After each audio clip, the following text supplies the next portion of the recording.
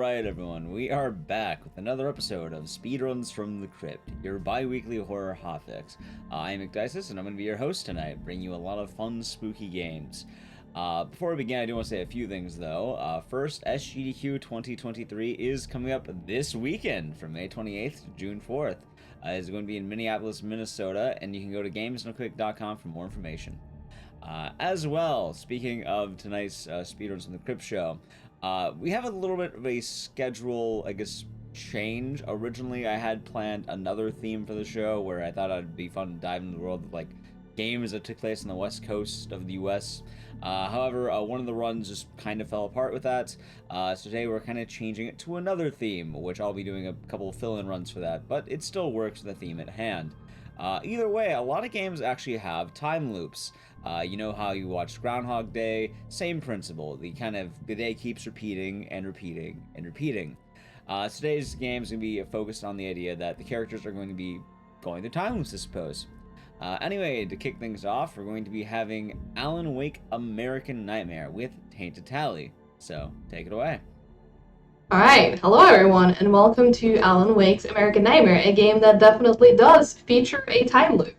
And, speaking of GDQ as well, you can catch me there for a completely different game, but yeah, we're not going to dive too much into that. But, before we actually start... That, though?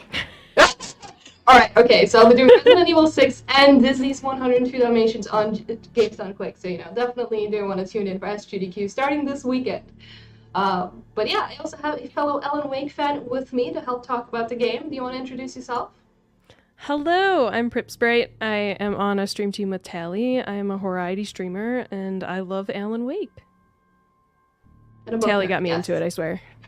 Yes, and I am also a nerd, which helps in this situation. For sure. All right.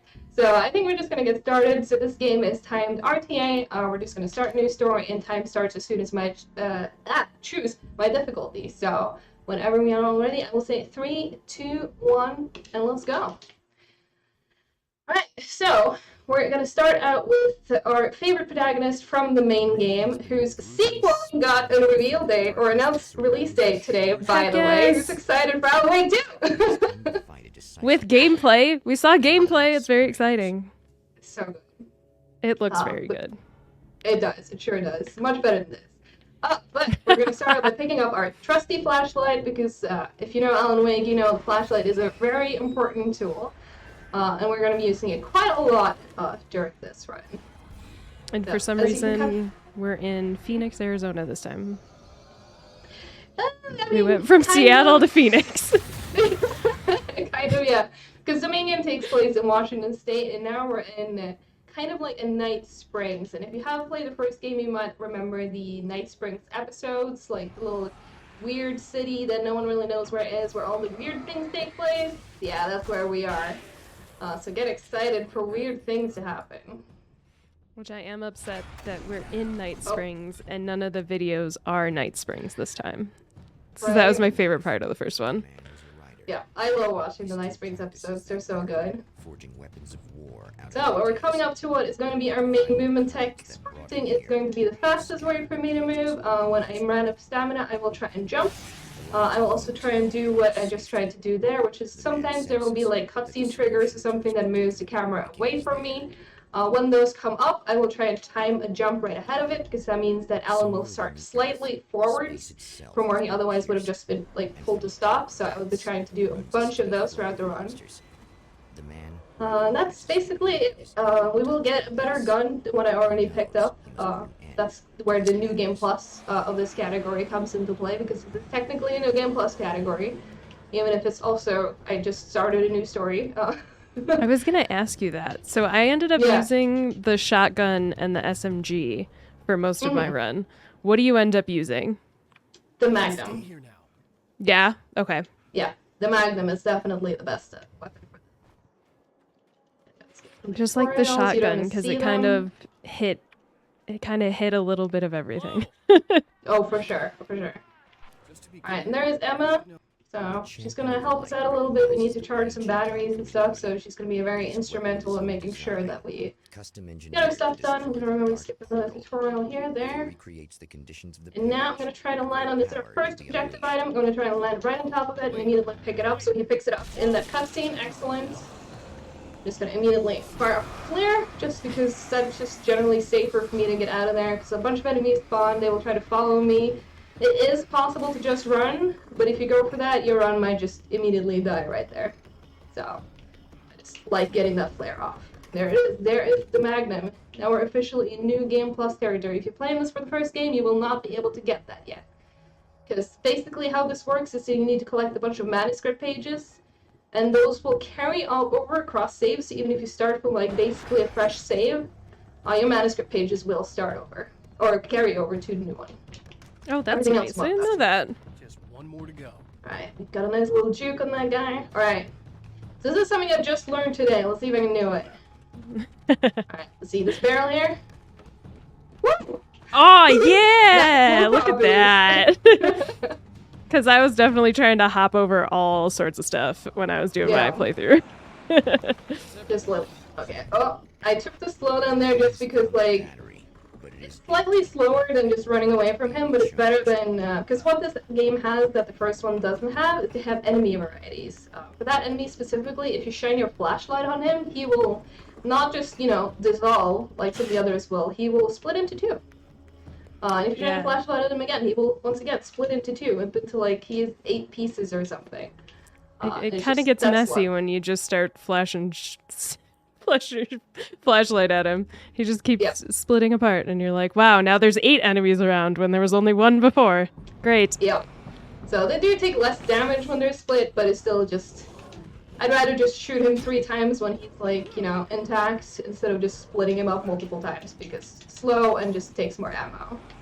And there they are again. So what I'm going to try and do now is I'm going to try and line them up a little bit, so I can make sure that I kill them both with 1 clip. Oh. Never mind. Okay, I still got it. If they're standing behind each other, the Magnum has penetration power, so you can basically shoot one through the other one, which is really nice. I also like that our objective was to clear the area. There is still an enemy here, but because he's so far out of the area, the objective just progresses, even though he's like, right there he is. Bye. Alright, and now if we can mute, because it's copyrighted music, so just to preserve, GDQ's VODs and everything, I'm really sorry you won't get to hear this bop. It's really cool, but play the game yourself and you have to hear it. it's a bop. Though the first Alan Wake has many more bops in it that I appreciate a lot. And I am very excited to find out what bops Alan Wake 2 has, because I am willing to bet they're great. I'm hoping for the same band in the second one, but they're totally gonna be there. If you're familiar they better with be. These games at all, like if you're familiar with the band Poets of the Fall, they have made soundtracks for basically all Remedy games in some capacity. They have songs in Max Payne, they have songs in Alan Wake, they have songs or they were supposed to have a song in Quantum Break, but I think it didn't finish in time or something, so it's not actually in the game, but it was released separately later on. And of course in Control as well, they have a song, so there's no way Alan 2 isn't gonna have one. That's true. They are my favorite band now, I have to say. They are so good. I'm gonna see them live in October, and I'm so pumped. I'm so jealous of that.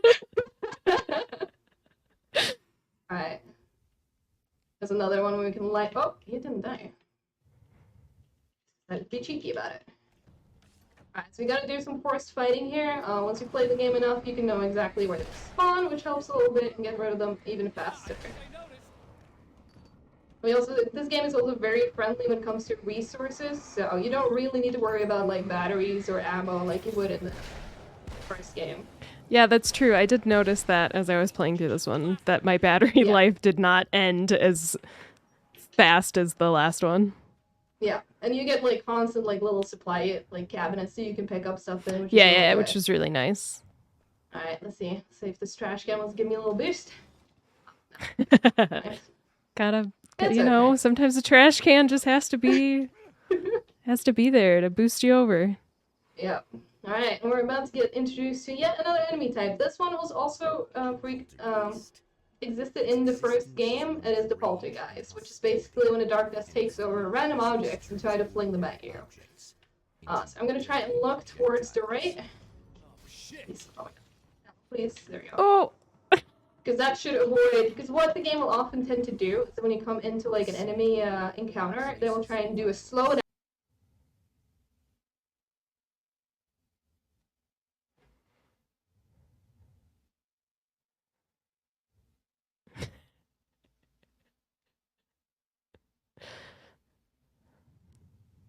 down and like pan over to show you where It knows. the enemy is, you know, just in case you didn't see them. But you can prevent that by looking over it and kind of tell the game, like, no, slow down, pan over to show me that they're there. I know. Nope. Sadly. No, we know this real life when GDQ is not blocking me this very garage. So. This She's helped her with what we needed, and her time has come. Emma's Lane. This villain is very good, though. He's very creepy. Oh, I was stuck in that tree. Oops. So yeah, sometimes when like the camera is like on its way back to you, you can kind of start moving Alan before you really see him. Sometimes that can put you in a little bit of a weird position, but try to deal with it as best we can. So now we're about to finish the first part of the game. All we need to do is get in here. Oh! Oh! And get that key. That was close. Yeah. I should have done like a bit of like a sprint in there, which would have landed me right on top of the key, but... Okay, not me hoping a bit too low. that Barry was in this room when I opened the door the first time. I know. I don't know why. I just wanted Barry back.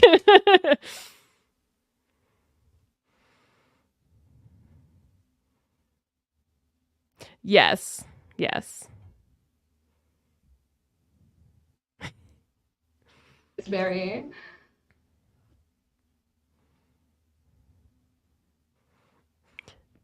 Yeah. 10 out of 10 game. You found it doesn't make you drive this time. 10 out of 10 doing after Alan disappeared. In the... I am the worst driver in video games. Right? And then when it cutscened out. This one. He has come to find a weapon. Yeah, now we're at was the like, observatory. Yes. Yeah, no, driving in the first one is like, it's not easy. The driving mechanics is not easy. Honestly, any game that I drive in is not easy for me. Oh, 100% they're going to make us drive in the second. Fair enough. Alright, so they're going to try and prevent us from going up there. We're going to have some cutscenes again. We're just going to try and do some of those early jumps that I talked about. So we're just going to jump up here, landing slightly ahead once we get control back. Luckily, we can just run away from all these nerds. They're not really a threat. It's a lot of running away in this game. If it works, it works. Yeah. Exactly. Although one of them usually catches up to me once I get up here, so I'll see if he actually does that. I think I hear him. Yeah, there you are. Let's see if the other one I comes tended up to just try and hit the button and run through the door as quickly as possible. Yeah, that's basically the speed chat. You know, I'm not always a speedrunner, but I find some of the strats randomly. Yep.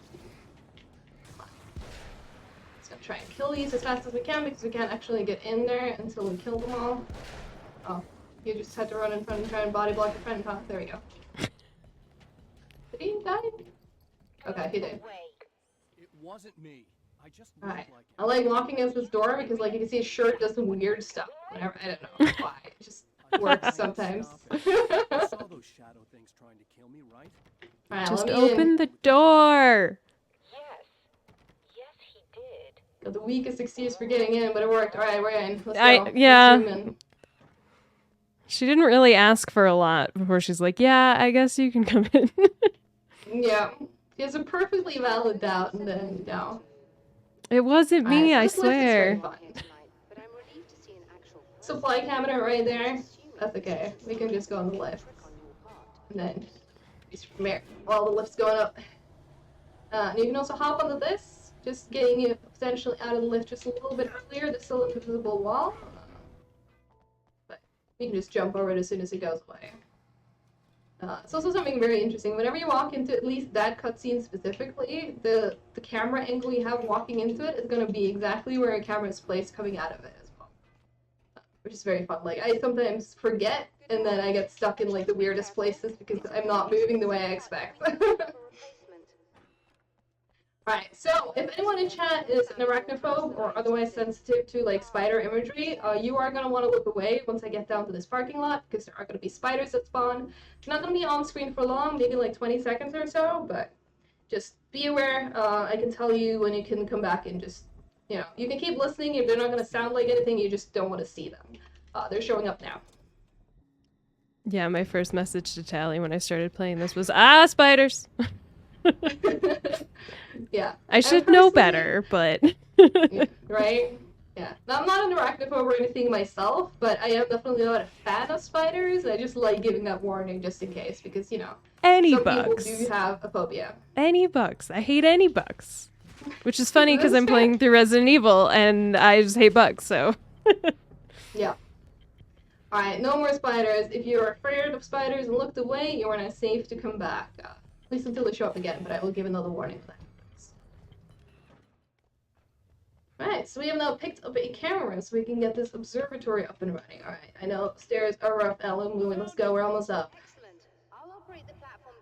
I'm gonna grab some resources. We're not using the flare gun yet, but I definitely want to have that flare gun ammo when that does come into play.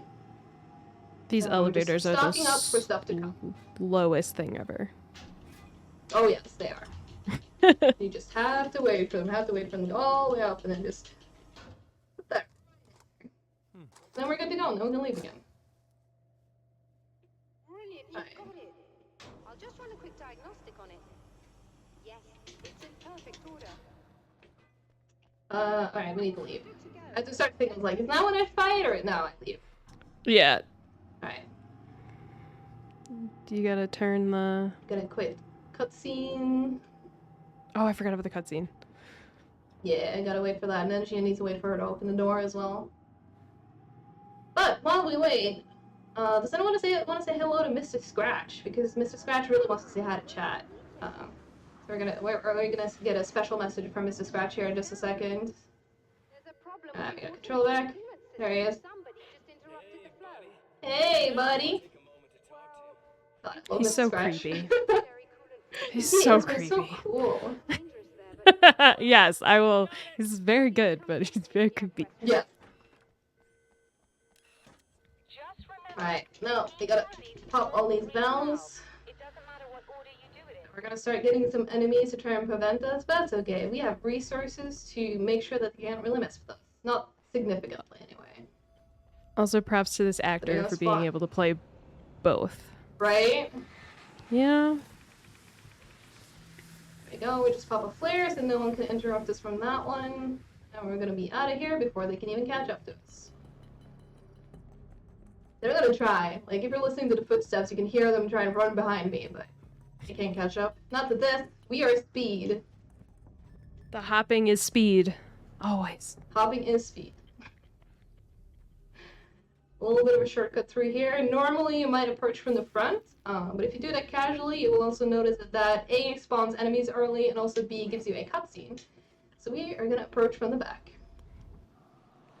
There, the enemies come anyway. That's okay. Let's see if we can get the cutscene skip. You could just hug this corner. Oh no, so close. It was close. Oh, right, that's okay. It's not a long cutscene, thankfully, so it's only like a couple seconds that you lose by not getting it. But I got it in practice. So typical. Every time I get it in practice, and then I do a time run, and it's like, nah. Yep. You're Every watching time. this. But that was almost it. Now we can just go in and power up the machine, right? Nothing else can go wrong. I feel like everything that could go wrong already did. Oh, are you gonna try and get me? You are, but you're not. Oh, you got me slowed down. Oh! No, you blocked.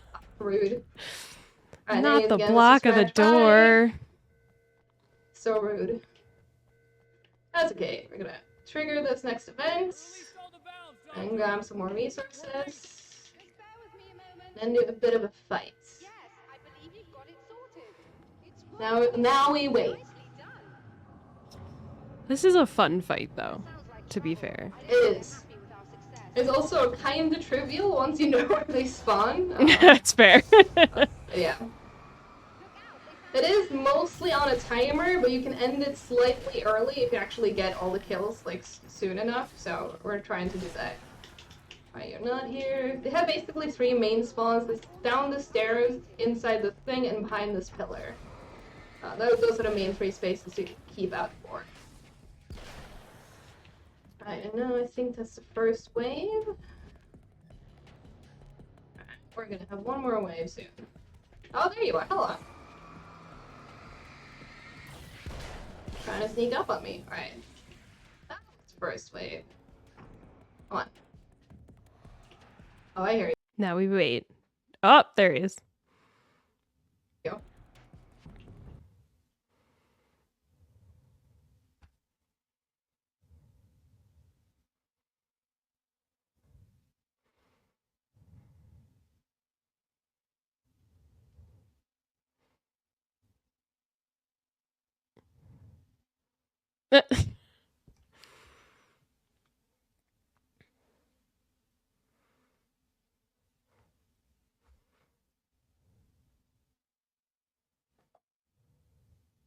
So close. So close to the end. World.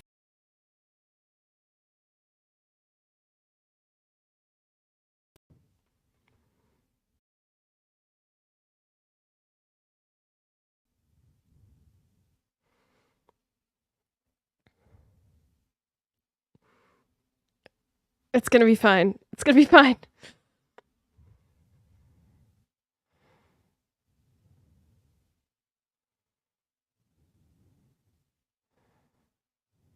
The random crashes in the parking lot. It's fun. Until right now, I've never read those. Yeah, I didn't have them for the longest time. And then just suddenly, after the car, just now they happen. Oh well. I had 2 of so them while weird. practicing today, so I'm a bit nervous. But it's okay, we're gonna say hi to Serena. She is under the Dark Presence influence, but that's okay, we're gonna help her. We just gotta go turn the power on. Because as we all know by now, the darkness is defeated by light. So we need light. You skipped the creepy scene with her. Yeah. Don't have time to watch that. The first time I watched it, I was like, "You have a wife, sir!" Yes. While I was screaming the entire time. Alright, again, we're getting a cutscene once we get into the parking lot, so bit jump.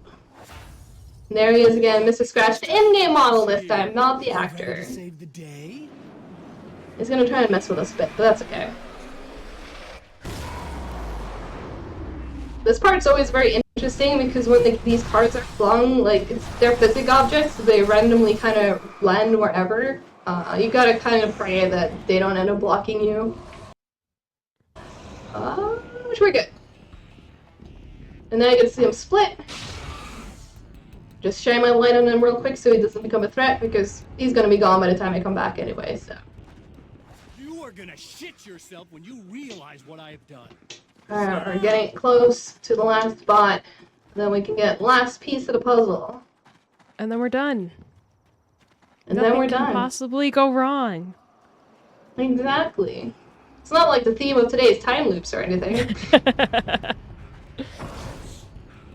It's all fine. Oh, really? Nothing ever goes That's wrong right. in Okay. Alan's life. Obviously, he's Exactly. just fine. Totally fine. Oh, Now we're see, I gonna went about the to get what other is- way. That's always went what the I did other too way, yep. first. This That one's makes faster sense. though. Yeah, that makes sense. Yeah. So yeah, the only thing that kind of resembles a puzzle in this specific game anyway is coming up, but it's honestly not that hard. We're just gonna have to flick these breakers. Okay. If you're playing this casually and wonder, wait, how do you know which ones? You might notice in that yellow locker there's 3 red lights. Occasionally, oh my god, Alan, please. Occasionally, some of them will flash green, and it's the ones that flash green where you want to turn the breakers for. I definitely just So, guessed. really simple. Guessed every time. That's Didn't what I even did too notice until I it. realized, like, it was like after I started speedrunning the game that I like realized it was lamps and I was like, oh, so That that's makes how I was sense. supposed to know. But But yeah, I couldn't definitely have made travel it the narrative. more obvious with the yellow, but neither one of us noticed. Yeah. Ooh, I got a really good cycles, nice. So yeah, these power cycles can be really annoying. Sometimes they just decide to block you. If you have enough health, you can damage boost through them, but obviously if you don't have enough health, you really don't want to do that. That's very risky. It's gonna be a blast to watch. We're just gonna run through all of this. Mr. Scratch trying to stop us again. Nah, no time for that. We gotta go fast. That one dude trying to tell me. I think he gave up. Good. Creepiest video ever you're about to see. Yeah, there's Mr. Scratch again. Sweet handsome. Oh, okay. Now It's it's so gonna game close to usually his crash, face. so please, RNG. Yeah, these grenades are scary. I have a theory that it's a grenade to make the game crash, but I don't know for sure. I have to stop throwing them, so I should be fine. No, that was the last one. Okay. Okay, we're good. We didn't crash. Yay! I'm out of the parking lot. Let's go. Hooray! I was really nervous about that. Wait. We're very good. Alright, we're gonna give him a quick little stunt. And we keep going. Oh, he's catching up. That's okay. Turn the lights on. And we're safe. Telling me what's going on here? Woohoo! So now, we just need to get into where the movies play. I don't know what's the name of the, I guess, projector building. It's just right in the Projector objective. booth? Yeah. Projector booth. And that's gonna be the end of the game. We're happening right in there, so we're almost done. Right? Yes. Totally not a time loop. Exactly. Totally. That's the security system. I guess it was too much to Alright, hope for. so we're gonna get some dark fountains that we need to defeat, which is apparently the security system to prevent us from getting in here. I don't know how it works, but then again, this is, I guess, the dark place, Night Springs. No one really knows how it works. Okay, I think the last one I thought so. Because it's There we go. basically the Twilight Zone. Nobody knows how anything works. Exactly. There is actually a voice line coming on later from the lady in the observatory that I love so much, where she's just like, I wish these guys would just like stop violating the laws of physics in my observatory. That's just rude. And I love that line so much. She's like, yeah, she has a point. She's not wrong. Alright, let me just defeat these. There we go, easy. I do it from the staircase because then before, again, like the camera's gonna pan back to me, but it gives me control before it does, so I can just immediately turn and immediately enter the access code before I even fully see Alan again. There we go, the last room of the game. This last area you will see. We've been collecting a bunch of puzzle pieces, so we're basically gonna arrange this room correctly. And once we do that, we're done. Easy. Alright, calendar to August. Then time 2:36 The a.m. fire extinguisher. Oh no, that's not yet. Never mind. Ignore me. That's, Oh, hell, this is I don't know. This is not what we're supposed to get. That's not good. That's okay. Well, that's unfortunate. But welcome to Alan Wake's American Nightmare. This is a spin-off game from the first game. We're gonna, get our trusty flashlight and make our way through. We're picking up a flare gun now. I mentioned a flare gun before. It's going to be very important. This is where we finally get it. We're also going to grab some extra flashbangs. And then we're going to run through and do it all over again. Let's Guess go what? again. I bet you didn't know this, but Alan Wake is a speedrunner himself. He is. Now you know. He just does it over and over and over again. Exactly. Because now he's played the game casually, right? Now he knows what to do. So now he can do it faster. Birds again. Yeah. We're also getting Smarter. introduced to a new enemy type here. These are the birds. You might remember the birds from the first game. Alan does too, and then he's like, wait a minute. That's not the birds that I remember.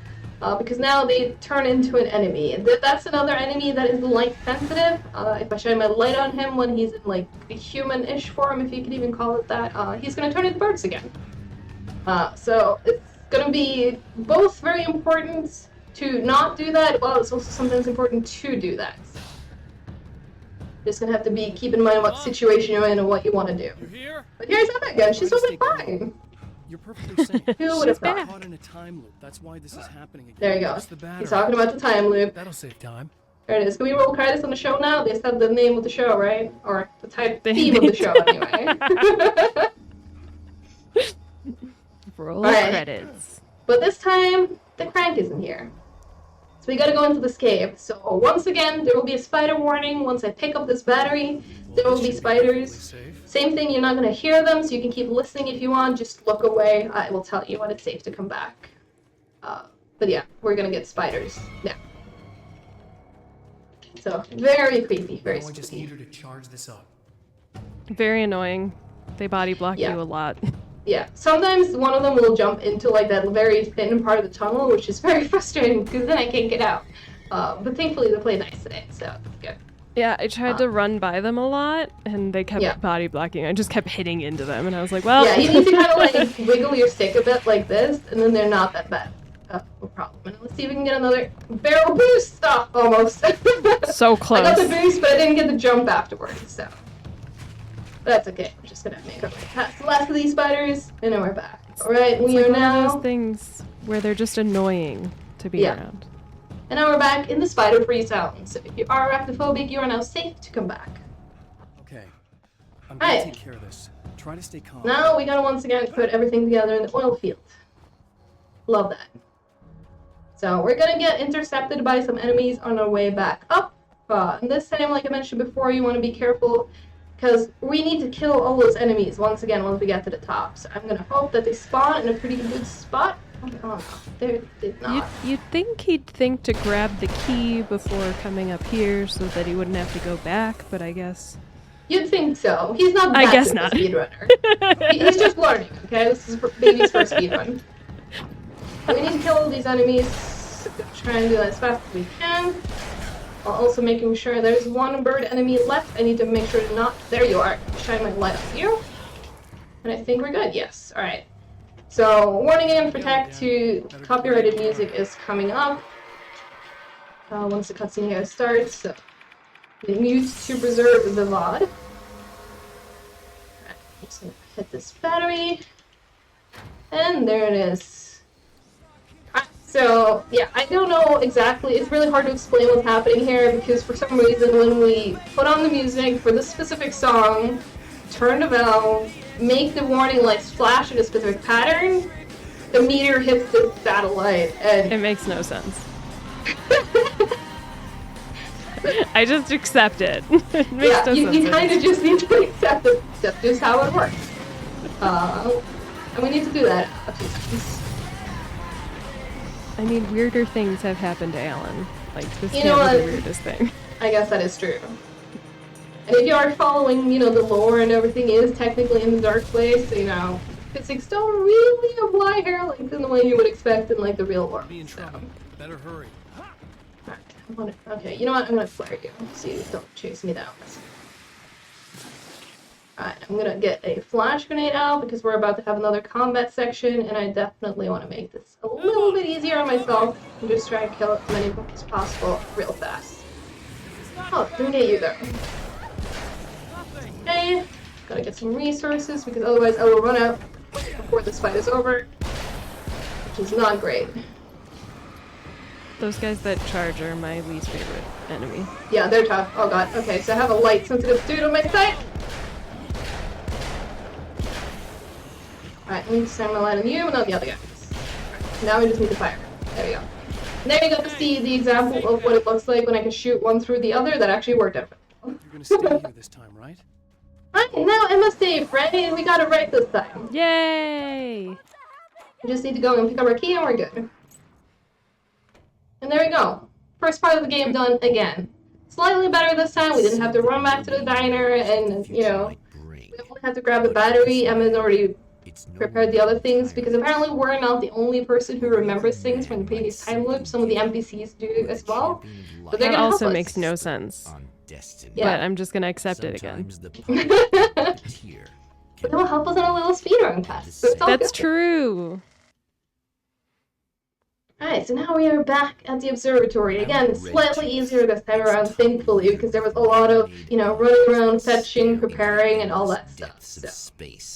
So now, for example, we know to get that extra spare part before going in for the first time. So we're just going to run straight to the car and pick that up. No spiders at the car this time, don't worry. In case you're like, oh, you forgot to warn me about spiders. No, they're in a different place, don't worry. I don't know how that works, but... history repeats itself, I definitely man ran to the remembers wrong the car. patterns. Like I ran. Yeah, they moved the car too, which Yeah. just to throw you off. I was like, I am not in the right spot. I have to go back. There are gonna be some enemies spawning. I'm gonna try and look in the right places so it doesn't do the slowdowns to tell me that they're here. Looks like we got it, which is excellent. Oh, that's rude, but okay. You're so rude. I love, because some of these enemies are the ones that toss grenades, and they just throw them frivolously and sometimes kill other enemies instead of me, which is very nice. That's very nice of them. Very kind. I'm gonna throw a flare, just to be safe. Alright, we're out of there. No problem. Thank you so much, sir. I appreciate that. If you could not run in front of me too, that would be great. I'm sorry, who's chasing who in that situation? So he just wants to throw his grenades and then run away. He's like, whatever, I'm out. Yep, he did his job, right? It should be able to relatively easily just run past all these guys. One of them usually trying to like toss himself at me right when I open this door, but let's hope. Oh, there you are. Okay. There it is. There. Oh, okay. He tried to body block me. He almost did. They always do. Yeah, now once in the corner. Let's pick up more flare gun ammo. I promise you, it's gonna come into play soon. I'm not just stockpiling just to stockpile. But unfortunately, we gotta do this part again. Alan does tend to like to get stuck on things a lot. He does. He does. So once again, we're going all the way up here on a slow elevator. But it's nice. We don't need to go up and down as many times. Since, you know, now we don't need to go up and introduce ourselves and do the whole thing that we did first time we were here. Because she still remembers. It makes no sense. I'm just gonna accept it again. At this point she doesn't really remember, but she's kind of having like that deja vu kind of thing. So that's fair. Yeah. But she will remember clearly by the end of it. So now, since we actually didn't start up the thing that they would sabotage, we can just immediately go out and prevent the sabotage instead. Like that faster. And she wants us to go out and explain things, and they're like, no, we don't have time, just let me out. I have things to go at, places to be. Just need to open the door, please. Right. And also stairs are slow, so we're just gonna go here. And they also try to block the path for you this time in case you try to do the same thing you did the first time, but that's okay. We're just going down there, so it really doesn't make a difference. Alright, now let's see if the enemies here want to play nice. I'm going to give him a little stun, so it doesn't hit me. We're going to go in this specific door, and let's see. Oh, okay, no, you're good. It's just a grenade man. For some reason, as soon as you press the button to hit that switch, you get iframes. So that might have looked dodgy, but it really wasn't. It did look really close. Yeah, but it wasn't. If he had slammed me there, it would just gone through me anyway.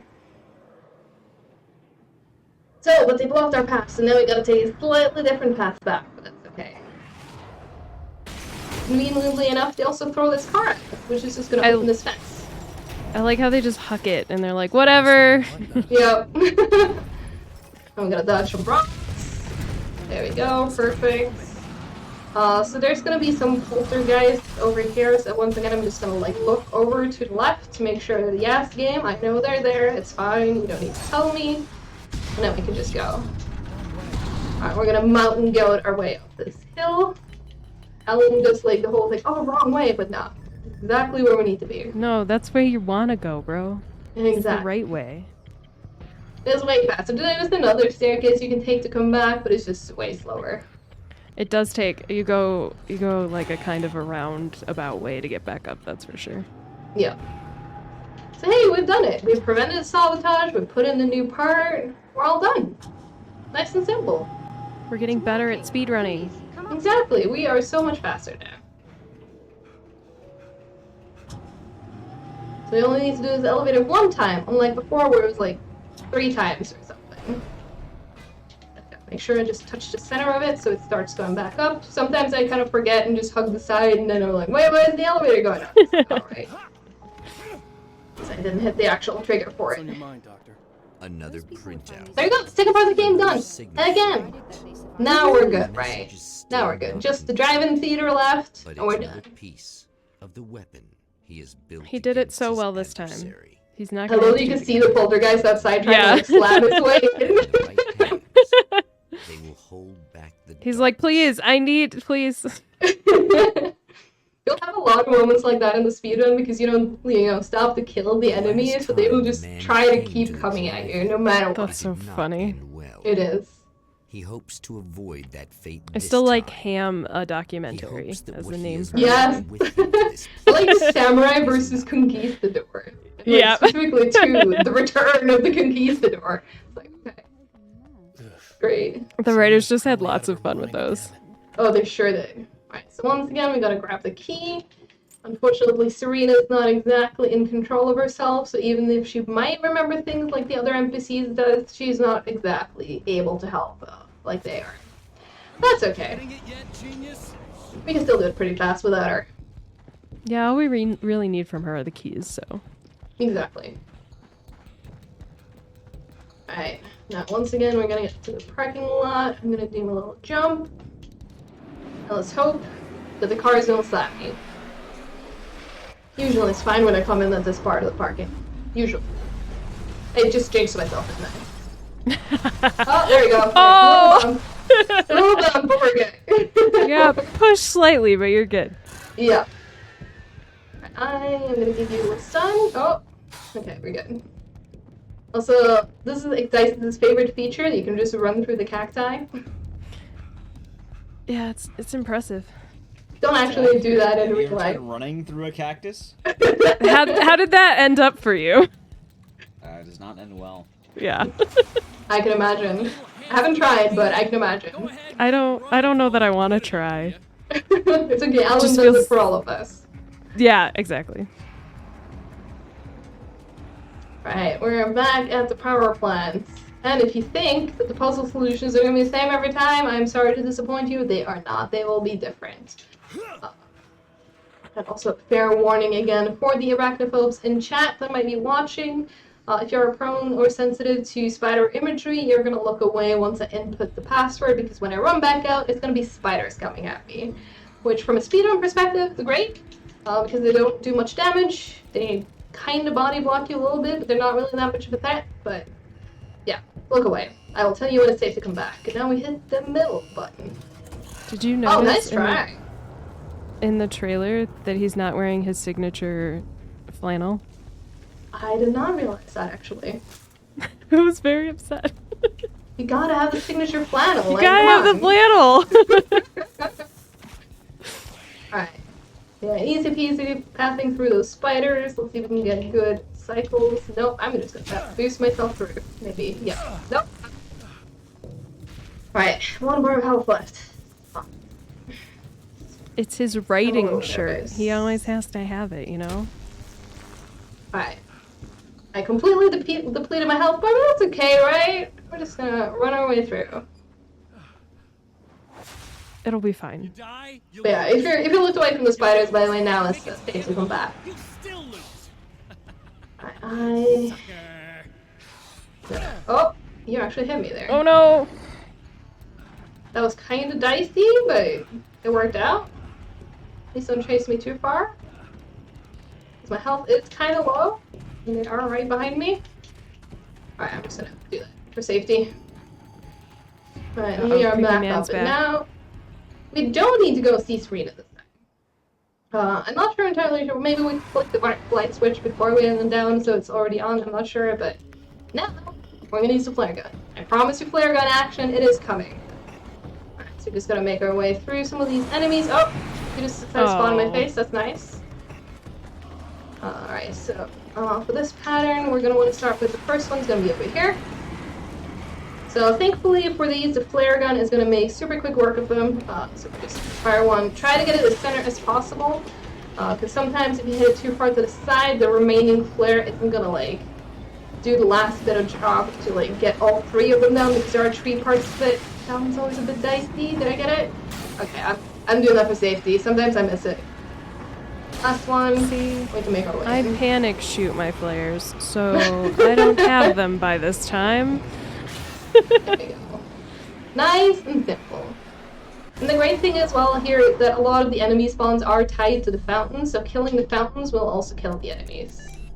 The champion We're back. of light knows that the time Which makes it itself way is more about to easier when end. you figure that out. At And you're least like, Yeah. oh, if I you kill can these feel the things, dead end everything rushing goes away. towards him. Yeah.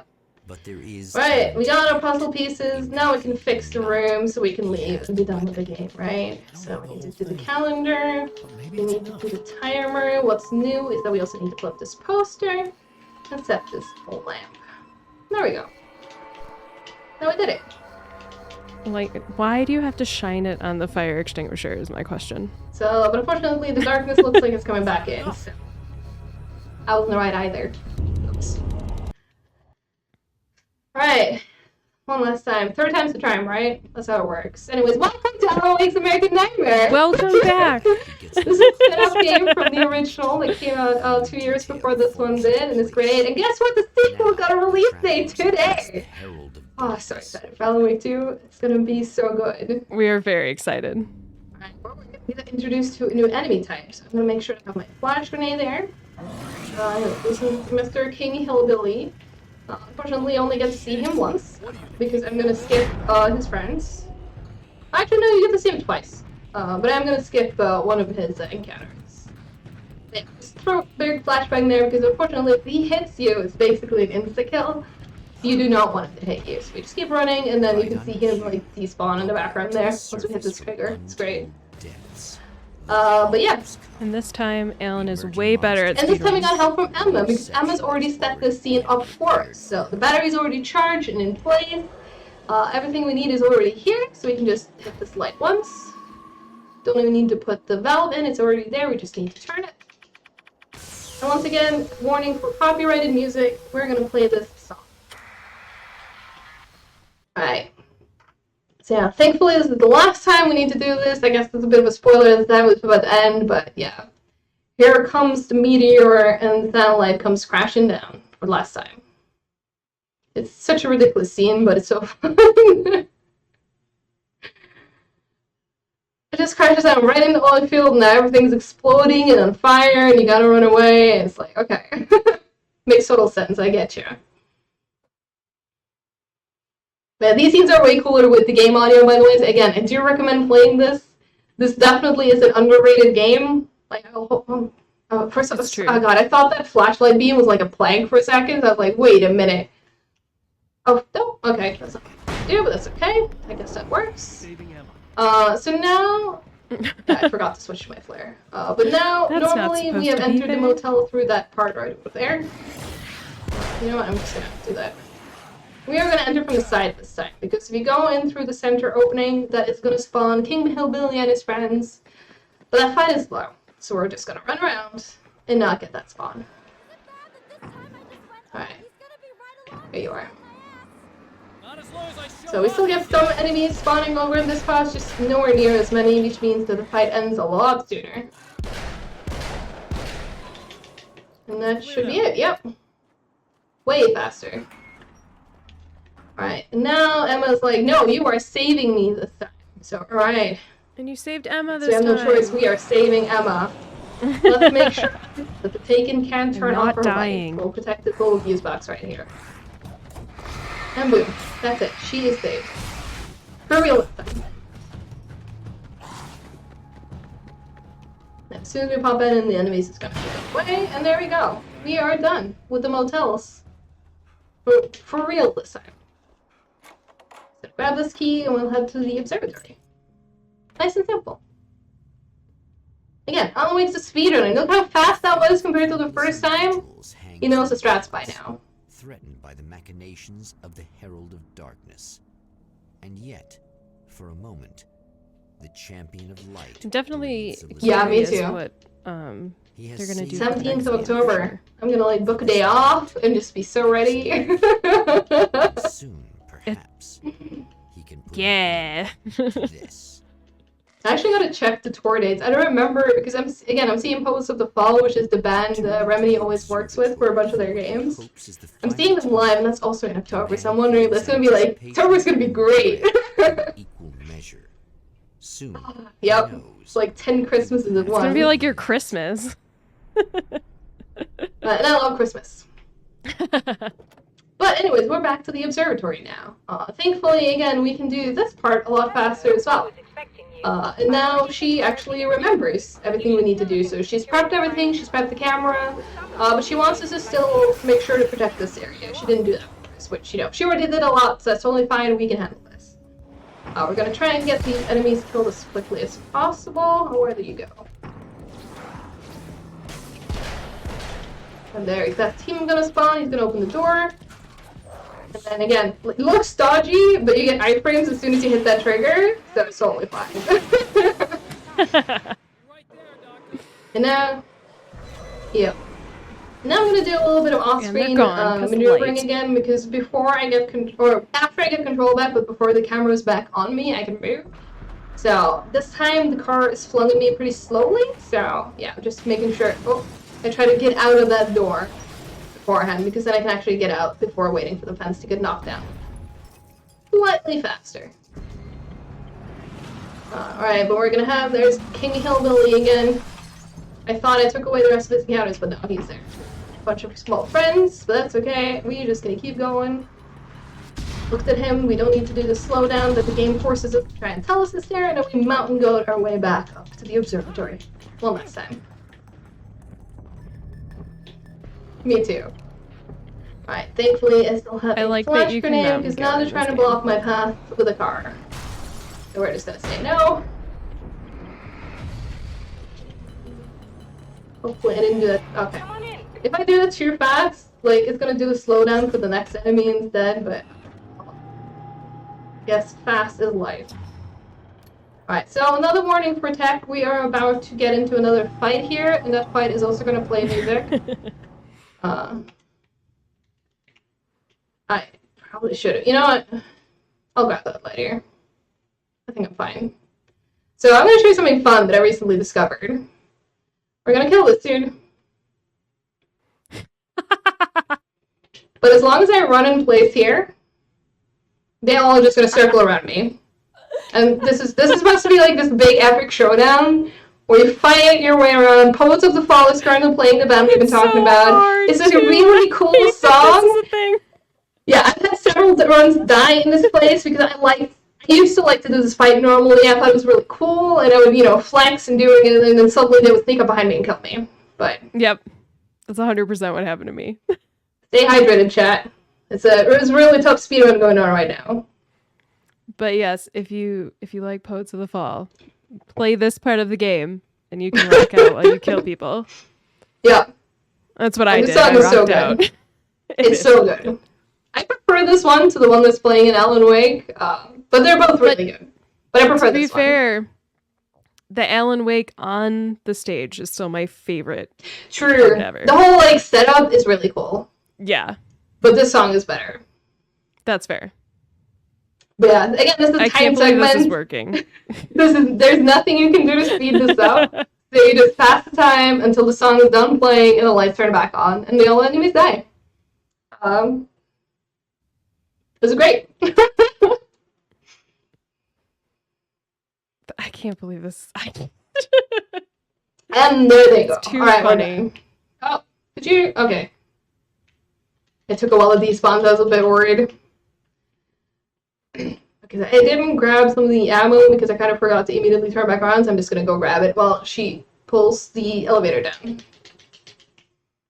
I don't think I need all of it, but it's a marathon. I want to have some marathon save stuff because we're going into the drive-through theater one more time, and it's difficult. It's a lot of runs have come there to die. So I just want to have as much resources as I possibly can. Alright. Alan, get up. Alright, we're almost done. Alright, there it is. Got the signal. Now we have all the puzzle pieces to put the room together and end the loop. And when the time comes, so close to done. Or they will not.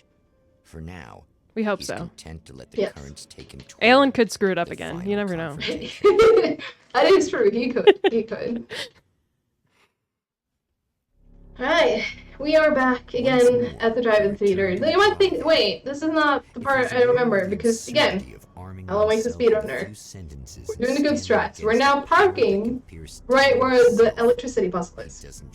No need to run across the parking lot or any of that, even get the key. Like, we're prepared. So I was gonna smart. see if I can get a bit of a swag strat here.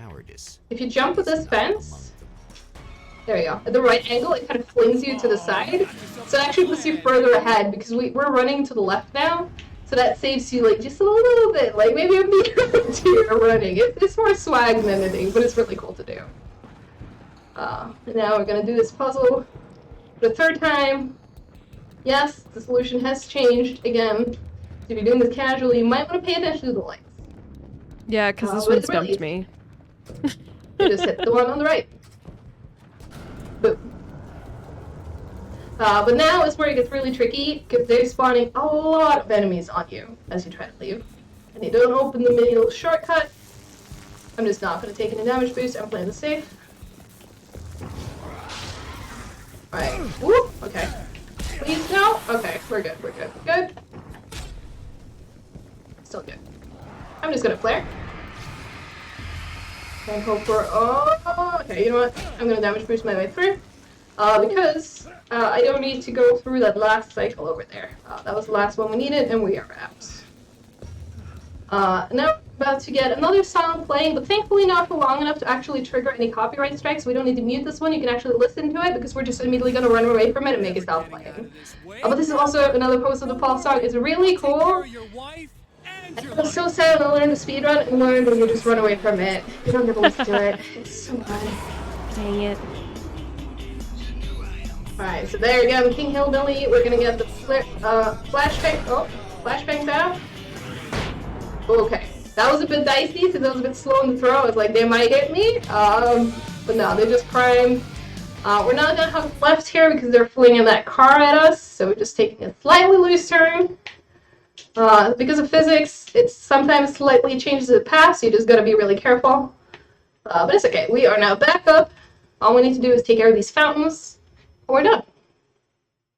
So now we can spend all of our resources getting this done. They're going to have some more fountains for us this time than they've had before. Just try to make this slightly more difficult on us. But the actual difficult part of the game is done. Now we can relax. Alright, so I'm going to start by taking this one out. Alright. There we go. This is what the slowdown looks like in the game, trying to tell you, like, did you know there's an enemy there? Get that, alright. So you see, if you aim it towards the center, you can see that the flare kind of stays and plays and gets rid of that last one, even if it doesn't kill it from the initial blast. And that's basically what you're trying to go for with these. Alright, we got them all. That should be it. Nice. Alright. Woohoo! So now we just need to make our way in. We got the final puzzle piece, so we can just set up the room and end the time. Alan Wake is a true speedrunner now. He really is. He's a The natural. champion of light enters the final So, trap. let's see what exactly is it we need to play. Almost here. It's like normally if you play this casually, you will be able to read through the manuscript, so it's not something you need to remember. You're going to notice the button that pops up that says, you know, check it. What do I need to do? Snap into place. But I remember, so it's fine. We don't need to check it. Let's set the clock. Turn the poster once. Lamp twice. And the missing piece all this time was to grab this film. I couldn't find it when I It first took me a played. while too. I couldn't find Put it. it here. And that's it. That's done. As soon as the screen fades to black, that is when we're going to call time. So I'm going to call it out. Let's have a little bit of waiting time when this happens. But it is time. Oh, come on. And there it is. Woohoo! That is the end of the game. That is Alan Wake's American Nightmare. If you haven't played any of the games, definitely play the first one. If you want to do the speedrun, I can recommend this one. Like, I do run both games personally. I do enjoy them both, but this one is the better speedrun. And Alan Wake 2 is coming out on the 17th of October. I'm so excited. Woohoo! So excited. Yeah. It's gonna be so good. But again, if you want to see more of me, my name is Tina Colley. You can find me on Twitch under the same name. I run this game, I run other horror games, I run retro games. You can catch me on XQDQ, which starts this weekend. I will be on next week though, on Tuesday. I will be doing 102 Dalmatians, and I will be doing Resident Evil 6. And when I'm doing Resident Evil 6, I will have dev commentary and Dices on my couch. So tune in, you don't want to miss it. That is true. Is it? But yeah. That being said, we're gonna watch out the ending here, but while we're watching, do either of you have anything else you'd like to add on it? A quick shout out to Foxy Jira for letting me use his place, because if you know me, this is not my usual setup. I'm actually currently in the States, I'm not from the States, but I am ready for my GDQ trip. I'll be heading up to Minnesota soon, so in the meantime, shout out to Foxy for letting me use his place to do this show right ahead of time. I really appreciate it. Well, cheers. Alright, Pip, do you have any plugs you want to do? No, I don't think so, but thank you for letting me commentate with you. I had so much Go fun. follow Pip! She also does horror games. Pip's fine on do. Twitch. I am playing through Resident Evil right now. See? Enveloped in the Yeah, and thank you, Igdices, for having us. I'm glad I got to show this game again. both feel it. Absolutely. Also, can I ask what my final time was, by the way? Yeah, looks like you got a 5609. Are these actual events? That's really close to my PB. I think my PB is like a 5604 or 5, so that's a really good run. What is to come? That is shockingly close. One thing Yeah. this scene takes place in another time. Also, I'm gonna say right now, I did not plan this around the announcement for Alan Wake 2. You totally did. I think it's like a week ago, and I just, that'd be fun.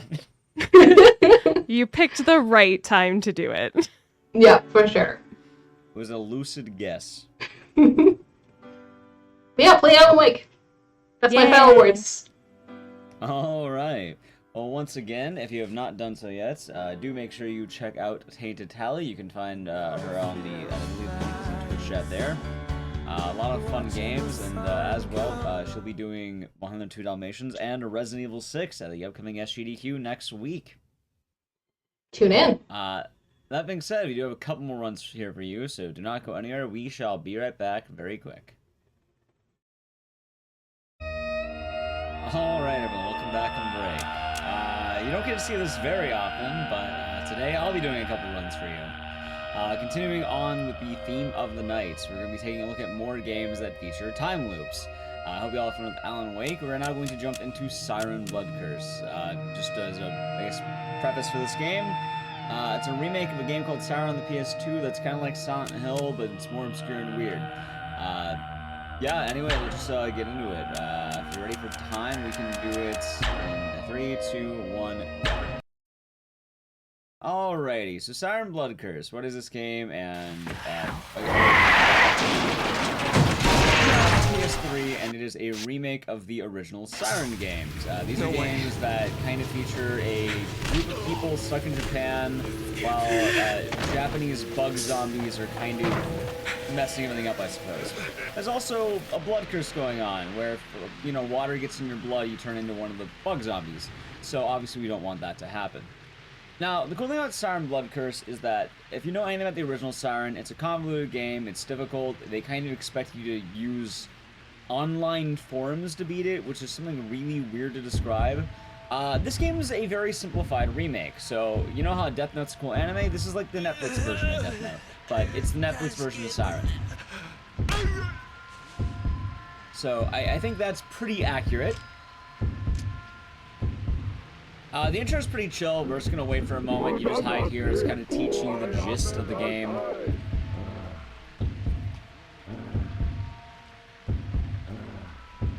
And then once we're done here, we're gonna be able to get on out. Alright, so now you begin this. So, first things first, in order to actually make this work, I am going to reset checkpoint. That's gonna manipulate the guy outside, and it's gonna put me inside the house. What I'm going to be doing is I'm going to open this door, close the door, crouch down, and then open the door again. It's really weird. By doing that, I'm manipulating the cops searching the house to immediately exit the house. There's going to be different objectives you have to do per section. So this one is we have to fight him. But in order to get to the fight, I need a weapon, which is going to be outside. If I don't have the weapon, I can't fight him. So we're going to have to make sure we do a series of movements that just allows us to wait for this guy. Once he turns around, I'll be following him, and then we should be good to go outside. Now, one thing to notice is that I am going to wait a moment for him to actually shoot the door. If I try jumping the gun too early, what will happen is this door will be locked, and then I just die. So right now we have a shovel. It's a mere combo weapon. Hopefully this works. Alright, looks like we're good. I got a big swing, it's a stun, and nice and easy fight. And then he's down. And at that point, we just have mission accomplished, and now we're going to kind of be diving into why I love this run so much. So it has 12 chapters, or 12 episodes. It's kind of based on the whole chapter system here. It's going to throw us into a bunch of different things, and every little campaign is kind of its own individual run in a way. So you have to kind of know what to do for each level and just keep that in mind. Now we're playing as a new character, which these characters, they're all like a documentary crew for the most part. So this is the director. It's a very easy mission. We're just going to run to this house and break down the door. An important thing to know is I run to the left to avoid getting hit, which then I swap on over. This is actually really good. I got hit once, but we immediately got in there, and hey look, mission accomplished. Pretty fast. The next level is where the run, I want to say, starts amping up a little bit here. So, we have an escort mission going on. We need to escort a mana. What I'm going to do is I'm going to punch this guy in the back of the head. A quick one will do the job, then we're going to turn around. So, I need to keep in count for two things. One, I need to get to the end of the level. And then two, I need to make sure Amana is not going to get beat up by that dude. So by punching him in the back of the head, I distract him long enough for Amana here to run. As well, I'm going to drop off the side of this instantly, because by doing so, I'm skipping an animation where I would fall to the ground. If you try doing that, what will happen instead is you have to go all the way around, which is not good. Amana, however, apparently doesn't weigh a ton, unlike our characters, so she can just run over it, which is convenient for us. Right now, it looks like Amana is keeping up, which is good, so we're going to just run to the left here and wait at the top of the stairs. I did right, I should see the checkpoint, that's good. I'm going to yell a couple of times. That's going to bring this guy to us. Everything I'm doing is very precise with how I want it to go, because while I'm fast, Amana is not. So I need to make sure that I'm constantly letting her catch up. So to do so, I'm going to punch this guy in the back of the head a couple of times. He's going to throw a swing, he's going to miss, and I'm now going to run to the end of the level. The reason I need to do that is because it is less likely Amana will get hit, and that level is actually near perfect. Normally GDQ is the opposite, but you know what? This is actually going pretty good. I said that now, it's going to go terrible later. That's the way it goes, right? Alrighty, so now we're playing as Sam again. So, this mission is kind of the tutorial for guns. As you play Siren, there's a variety of weapons, and sometimes they give you weapons, sometimes you get the stealth. Right now, we're going to be getting a weapon because if we try going to the end level now, it's going to say, there's like 6 dudes back there. We can't fight them off. So we're going to take the pipe we have, and we're going to just beat this guy up. We're going to go for a running swing, and then we're going to go for standard combo. If you see me going for 3 hit, it's because it can take anywhere from 2 to 4 hits, so usually it's just kind of worth going for it if you are button mashing. Now we have a gun. This is one of my favorite early game levels because it has a very simple strat, but it's pretty effective. So, I'm gonna need, God, I don't remember her name. Let's call her the wife. I'm gonna need the wife to go with us. So to do so, there's gonna be a group of like 5 dudes here. I'm gonna bump the right one, which is a strat I'll talk about in a moment, and then I'm gonna shoot this one. I've now cleared the path, I'm now running through, and they're kind of aggroed in a way that should work. Ideally, I want this to end as soon as possible. I need to wait for the wife to catch up. It looks like she is not, so we're gonna have to wait at the end of this tunnel and hope she's gonna be okay, and there we go, she did it. So, bumping in this game is a strategy where you can bypass enemies by just sort of bumping into them, as it makes sense. It's pretty good at manipulating AIs, and also you can just get a bit, get past them, which you need to do. Alright, now we're playing as Bella. She is quite small. She has tiny legs. Now, because she is small, she is a one-hit kill. She is going to be the stealth sections of the game. However, she's kind of a master at stealth. So, what we're going to do is we're going to push the elevator button. And we're going to master stealth right here. Why? So, we're going to be going to the basement. However, someone's in this elevator, as you can see. So, what I'm going to do is I'm just going to walk behind them. So, an important note about Siren. Also, hi or hey. Hi. Hey, I got it. An important note about Siren. So, enemies in this game will always turn clockwise when alerted. This is important to note. So you may have noticed, how in the world do you pass someone in an elevator like that? It's because, since I went in a clockwise circle around her, she never was able to see me, but she was attracted by the high.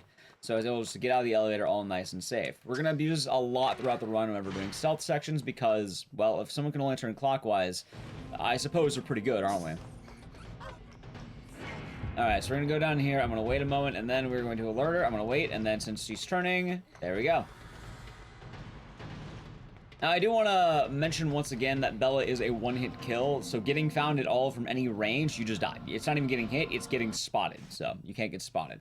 Also, yes, this is live. I am not pre-recorded here. This is me doing a run, which I don't do a lot of runs for hotfix usually, but sometimes I do a few, and I hope you enjoyed this side of the, Igdisis on GDU hotfix, I suppose.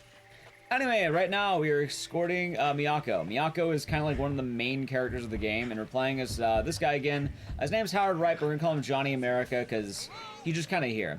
Anyway, the catch is Miyako is blind. She cannot see, so you kind of need to be her eyes. So to do so, we're doing something weird. I'm gonna go up here, I'm going to yell, I'm gonna turn around, and then go back. I'm gonna go up here, I'm gonna do the same thing. Hopefully we're good. I'm kind of worried because I don't think I saw Miyako there, but it looks like we're doing okay. So, everything I did there, the bump, the yell, I am trying to keep the guys on me while Miyako's able to run past safely. It's kind of rough, and I don't know why this exactly works, but like the turning around is necessary. I have to kill this one, and I'll know I'll do it right if when I go to the tree, I'm able just to push it. All right, there we go. Luckily Miyako is pretty kind. All right, got it. Cool, we're good. Sometimes Miyako doesn't keep up. If that happens, well, it's bad for us. I'm glad you enjoy it. Alright, now I just wait right here. Miyako should be good, hopefully. Hopefully. I didn't see Miyako entirely, so I'm kind of hoping she's not getting beaten to death. Let's see if I can find her.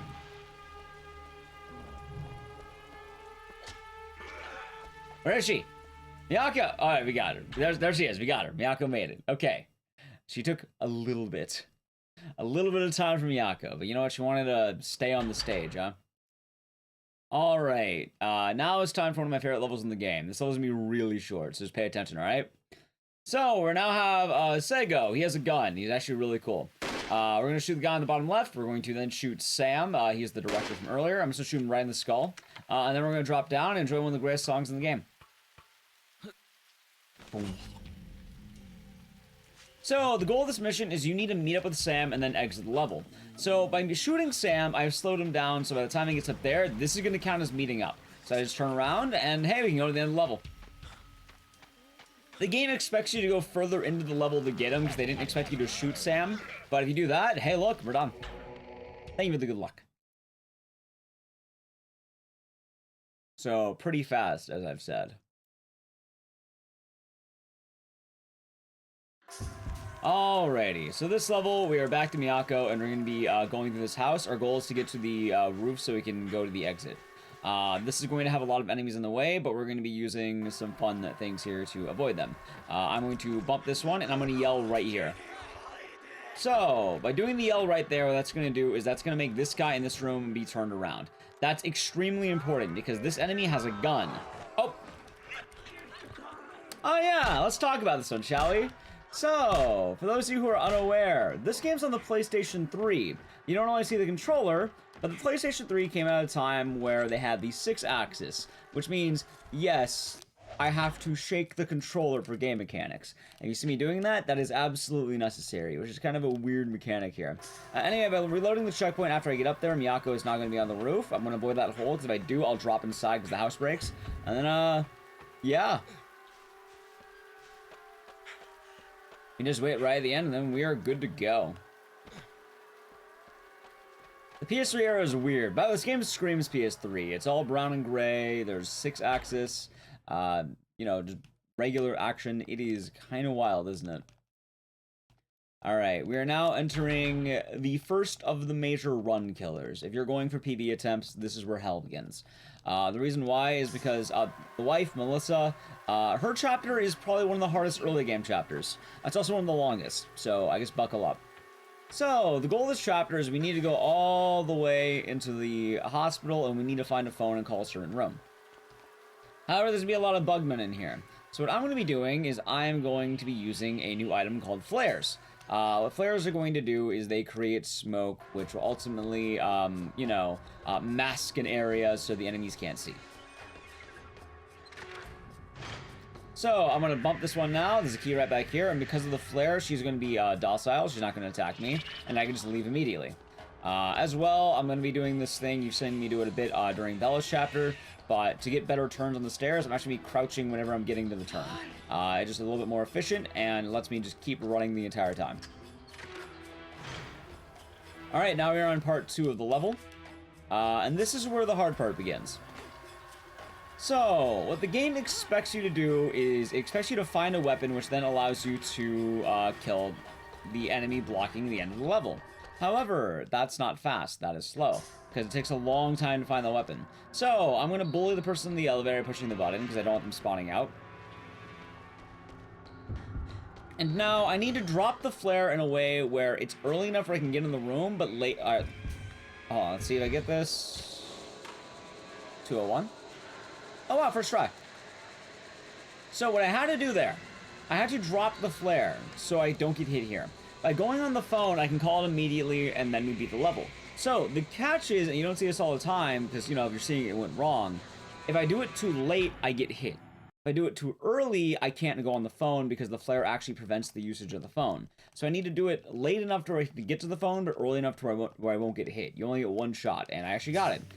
Alright, now it's time for a long mission, but a weird one, because this mission's not hard, but it's very RNG based. So, this is the only time in the game we're playing as Amana. You might remember Amana. She was the girl we escorted earlier. Her mission is weird. This lady needs to cycle her path. She needs to go all the way to the end of the level, which I really hope I didn't distract her. I might have just done that. No, it looks very good. So first things first, I need a weapon. So I'm gonna get a weapon right over here. Which, some of you may be wondering as well, maybe even watching the game and you're curious. If you see like a flare show up on the screen, it usually is a symbol that enemies are aware of you. So flares can be a bit dicey sometimes.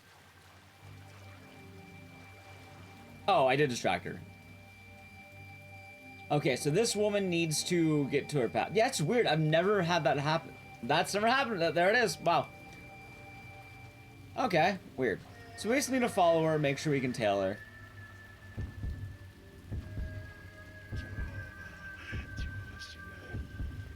And here's a strat. So I'm going to wait for her to get up top. And now I'm going to go up here, wait till my controller rumbles, and then run down.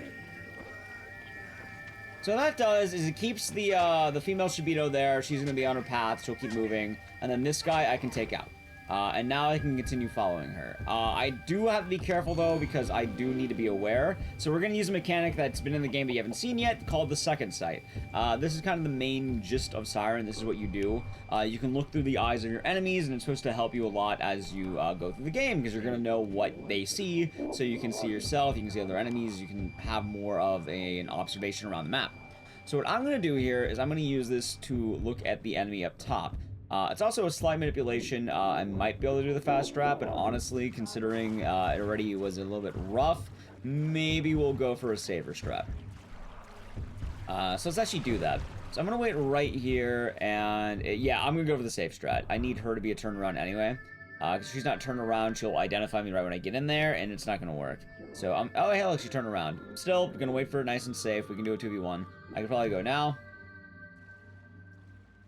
Oh. There we go. Let's make sure this works. So we're going to use the cleaver, the noodle cleaver we got. It's going to be a 2v1. And hey, we did it. Okay, we're good. So, now it's time for the weird part. Wait, hold on. Here we go. Cool. So, what's going on here? The goal of this is to break 2 seals so you can open the exit. That was 1 seal. Now, the answer to the puzzle is at the end of the level. However, going to the end of the level is slow. So, I need to brute force 2 combinations. I think each of them have about 20 answers each or something. So, if I get it first try, that's good. However, there's bad luck, where you can keep going, and going, and going, and going, and going. As well, the grave that it decides to spawn in is also luck-based. So I need to go to each of these graves, I need to observe it, I need to find which grave has the seal. I don't know why it's luck-based, it's something really weird to make luck-based, but every time you play this, it's different.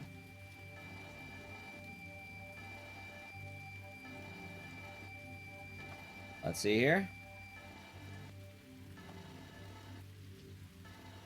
Will that be good? I don't know if it will.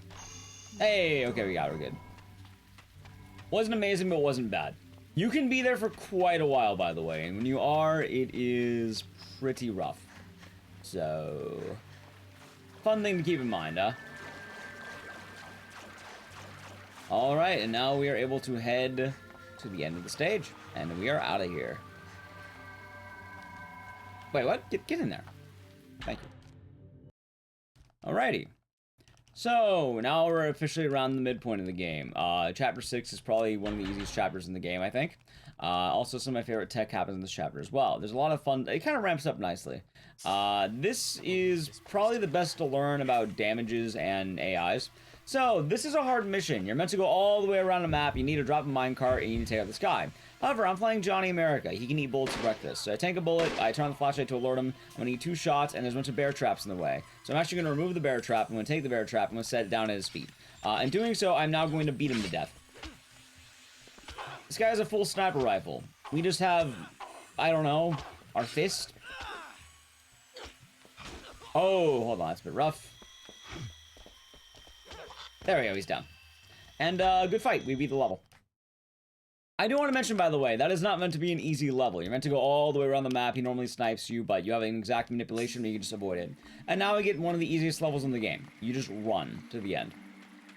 This is more of a lore level than it is a difficulty level, because obviously, you know, you're playing as Bella, you should be worried. It's like, oh my god, I'm gonna get one shot. But as you run through, you kind of realize that none of the Shibito are getting you. So, we're just gonna run straight to the end. The idea behind this level is that at this point, Bella's been infected. I guess spoilers for Siren, but that's kind of the intention of this level, and it's why no one attacks you. Like, I'm just gonna run past this one. It's like, oh, you're not getting hit. And so to confuse the player, it's actually really cool casually. It just, speedrun-wise, kind of a nice break. You just run. Really chill level.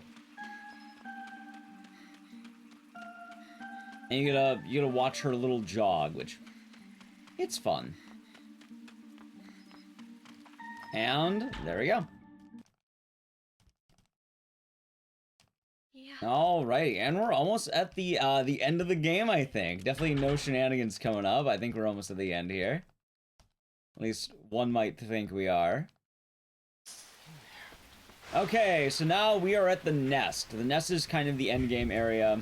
What happens here is, as the week has been going by, all the bugmen have been making a bug nest, which is really creepy.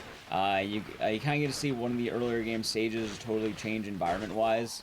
As well, there in the original game, in order to do this, you had to use the cover of thunder to break it so you don't distract the enemies. But we don't need to do that in this game, you just break it. Also, now we have a gun, so we're going to take out that guy, and take out this guy. And we're going to be getting to the next area. As well, I'm taking some damage, so I might play it safe when I enter this room. I'd rather just play it safe than not, so let's do this. I can check one right here. That's going to give me full health. What's the world record? I do not know off the top of my head. I would say probably look it up. I do not know. So, we're going to run here. We're going to stick to the right with the light off. The reason why is because there's going to be a guy who's going to shoot at me. There we go. I survived 2 bullets, and now I can just run to the end. I just do know that the world record holder is a runner named Noha, which is one of the RTA in Japan speedrunners. Pretty cool person, but I do not know what the time is. But there's a level there. It's pretty hard because, you know, tanking those bullets can be risky, especially if you're not full health, and times you just die. So, something to keep in mind there. As well, we're going to be hitting one of the hard levels in the game once again. First things first, right here I'm going to throw a punch. What that punch actually ends up doing is it prevents the Shibito from pouncing on me. As you've noticed, some of the enemies are able to get on your back. By punching there, it prevents that from happening entirely. So I'm going to grab a dagger. That's going to allow me to get to the end of the level when I'm there. We're actually not using it as a weapon, but more as a key. And we're going to be getting to the end right here of this level. Kind of running through the nest. I don't have to worry too much. I should have mentioned this earlier, but it's pretty obvious if it has been said. Enemies are based on light, so if they see the light, they're more likely to aggro you. If you run in the dark, they might not.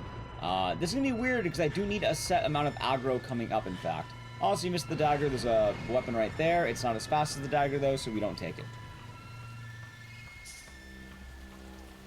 So, what's going to happen is there's going to be the giant maggot Shibito. This is like a giant bug that normally will have the ability to possibly one-shot you. It's quite terrifying. So what I need to do is I need to have one of the lesser Shibito knock me down when I do a big fall, so I can avoid getting hit by the boss Shibito. So what I'm going to do is I'm going to run right here, I'm going to yell, and then I'm going to fall. Ooh, that was actually perfect. Since I fell right when the animation happened, I can keep running. I run right past the big guy, and then we're out of here. Once you're on this ladder, you are good to go. GDQ has been hosting horror games for years now. It's called Speedruns From the Crypt. It is a bi-weekly horror hotfix. We've been doing this for quite a while, every 2 weeks on Wednesday nights. So if you like horror games, you're definitely in the right spot. And usually we kind of jump around a variety of different games and themes sometimes. Anyway, that was a really good section. We can go right to the end, and we just have to break down this door, and we're good to go. And we are almost at the end of the game right here. I think this is the, let's see here. I think we made a good move right there. Oh wait, cutscene's happening. Oh no! What's going on? Okay. So, something weird that's happened. Now we're playing as Soul. You've never seen Soul yet. He's more of a cutscene character. He's the cameraman of the documentary. What we're gonna do is we're gonna bump this guy. And we're gonna do a manipulation where I go up here and right here, and that's gonna allow me to avoid the sniper. I'm also gonna crouch down so I don't get shot, so he tries to swing, that's good. But now I can say, welcome everyone, this is Siren Blood Curse. This is a game based on the original Siren. It's kind of like the Netflix version of Siren, kind of like how you have the Netflix Death Note. That's right, we just went through a loop. What ended up happening is Howard was killed and everything had to be looped again. So now we're back at the beginning of the game, but we're trying to do things over so we do it right this time. I lied to you, it's gonna be the theme for tonight. There's gonna be a lot of, it's over, haha, just kidding, unless. So, right now, we're back at the mine. Remember, enemies turn clockwise, so I'm just going to abuse that fact and go right there. Really easy stealth section. And, Soul only has one level. Him and Amana are the only characters who have one level. However, Soul is probably one of my favorite endings to a level.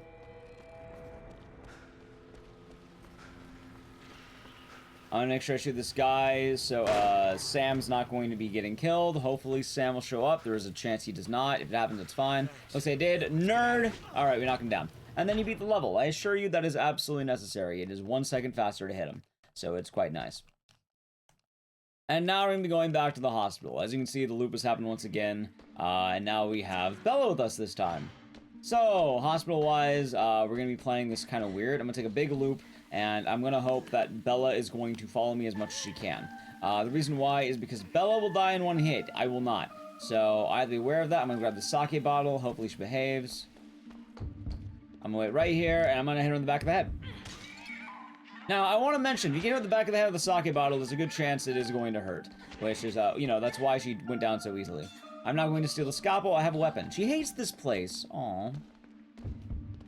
Poor Bella. And now, that was weird. I don't think I've ever seen that one right there. I'm gonna make sure I take the enemies out, because again, they are going to go after Bella if I don't, so I need to make sure they're gonna be good. I'll open that door, I wait for Bella to kind of catch up, and then we'll go right here on this door. Alright, in doing so, Bella will wait here, we have a bit more freedom in the level, and we're going to be activating the power so we can get the door open. So, this level is going to have another pretty big skip. It's going to be something that you won't immediately notice, but if you know the level, you'll definitely recognize it. So what's going to happen is we're going to need to open the door. I powered it on. There's going to be some shenanigans going on with the power. However, we're going to find out that the door is stuck. So what's going to happen is at one point you're going to get separated from Bella. And Bella is going to run away because she's scared and you need to find her. That's kind of the whole part 2 of this level where it's, hey, I'm out of here, but where'd Bella go? Because, you know, she's running away because she's terrified. However, we're going to make her not terrified. So what's going to happen is instead of having Bella follow me, I'm going to tell her to wait. I'm going to tell her wait on these stairs. She's going to wait right here. Now, hey look, Soul's back, but now he's a zombie, so we're going to kill him. I hope he didn't like Soul. Time to die. Alright, so Soul is down. He is pretty strong. He actually has the best weapon in the entirety of the game. So I don't want him hitting me. I'm going to drop down right here. I'm going to unstuck the door. And now the thing is, if Bella was with me, she would be scared. However, since Bella's not with me, she's actually just waiting. So there she is. And we're done with the level. Once we're out of here. If you don't tell Bella to wait, she'll run away to the basement, and then you need to find her while making sure, you know, the enemies aren't going to get her. So, there we go.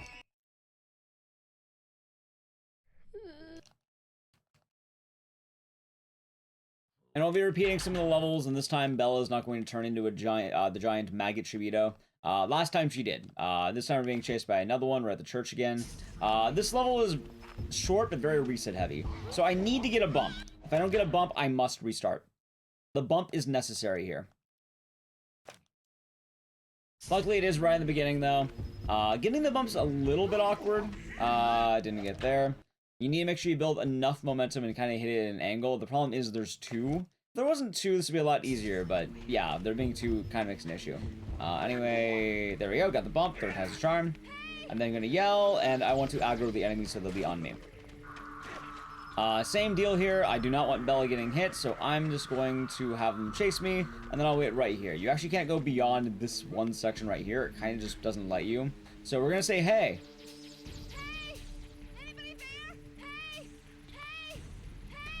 Hey! Alright, there we go. Okay, so now we have a glitch coming up. The glitch is, you can use second sight to skip the animation of dropping these barrels. I'm actually 2 for 2. I'm not going to yell. That's going to make sure Bella is not going to receive the damage. It'll go to me. And 3 for 3 actually did perfectly. That was really good because I skipped all the barrel animations. They're quite long. They're risky. If you actually miss 1 or 2, you might need a reset checkpoint so it's less risky. I got the fast route, which is pretty nice. So, fun stuff there. Now, I am going to point out in a moment here, well, first off, for this level, hey, look, Soul is back. Dude, we're putting Soul through a lot of punishment, by the way. He got stabbed, he got shot, but he's chasing after Bella, so we're going to kill him. We're playing as Sego, we're not defending Bella. However, there's a catch for Sego. Bella does not like Sego. Why? Well, probably because Sego is just kind of shooting everything in his vision. We're also going to make sure we take out the guy right here. Kind of like a Guardian Angel situation. I do need to be careful. Alright, looks like Bella is good. She is running. I need to make sure she's not going to get captured. Luckily, Bella is pretty self-reliant, but it can go wrong if I'm not careful. As well, I do need to be aware of where the enemies are. There's going to be a couple roaming around. In particular, we're going to be looking for the cop, which there he is. I want to shoot him because he has a gun. And then Bella will be right here. I now have part 2 of Bella. I play it safe. This guy's been bugging me lately. He will follow me. And something we haven't talked about yet, and this is the real first iteration of it. There's something called the Shibito Brain. This is an enemy that is the head of the Shibito at the time. So I'm going to kill it. In doing so, if you kill the brain, you kill every Shibito that brain is attached to. So what that did is all the flying Shibito are now gone because I've murdered the brain.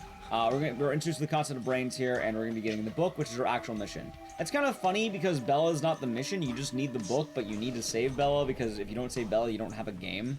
So that's the only reason you save her. Sego doesn't care about Bella. He cares about this book. So we got the book.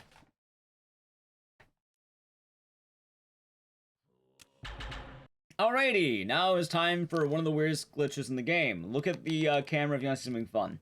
So what I need to do is this. By doing that, I've teleported Bella to the top of the map immediately. So, the reason why this works is this is a giant stealth mission. This takes like 10 minutes, it's long, it's annoying, it's difficult, but the thing is, Bella starts in a hiding spot. No other character in the game will start in a hiding spot. So there's no natural animation for that. So what happens is Bella spawns at the top of the map, and in the first frame, they move her to the hiding spot. So if you hit sight jacking, or second sight, during that first frame, what happens is it locks you into that, and then Bella can just walk to the end of the map. Now we are in an RNG heavy level that is really one of the worst. You can lose a minute if you get bad RNG. Miyako, we're on the escort again. However, instead of just getting Miyako to safety, what you're going to need is all the seals to work. I actually got really good RNG here. Miyako is behaving. So that's actually really good, surprisingly enough. Miyako being there is nice. That means I can go through the rest of the level very free here. What happens sometimes is that the enemies will follow Miyako, she won't keep up with you, and then you can't do this. So the catch as well is only Miyako can activate these platforms. So if you don't have Miyako and there's enemies nearby, they're not going to let you. Luckily, since Johnny America isn't, he's your average American citizen, there's just a gun waiting there for him. They knew he had stopped by, they left it there. And then, we're gonna use this to take out a brain. The speed of brain is going to be, it's weird because it's not always what you think, it's this guy. Alright, so by killing that guy, I've now killed every flyer on the map. It's really weird because, like, it's just some random guy in, like a dirty shirt. Like, this guy just exists. Oh, he's like the mastermind of this level. Oh, okay. We're gonna be turning off the water for a later part, and as well, this is gonna work because I need Miyako to follow me. By the time I get back up, Miyako should be right here. There she is. There's her second. And now we're doing pretty good here. Yeah, the Bella skip's really neat, though. Talking more about that, she'll always fall down. It's also pretty nice, because as a gameplay mechanic, if you're up there, in order to get unstuck, it will lower you down to solid ground, and then you go normally again. But, you know, I use that to maneuver to the end of the level. One of the pitfalls, though, is newer runners run into this. There is a stinger cutscene, but you go into that cutscene, it spawns an enemy. It's supposed to be like the last resort kind of thing, or the last escape. If you run into that enemy, you lose time, and it's actually one of the harder parts of that level. So you need to be aware of that. That's why I'm going that weird angle to avoid it entirely. Last one's gonna be right over here, and I am going to be dropping down right here. Bop. And then we just go there. Hey, look, there's Miyako, and we are out of here.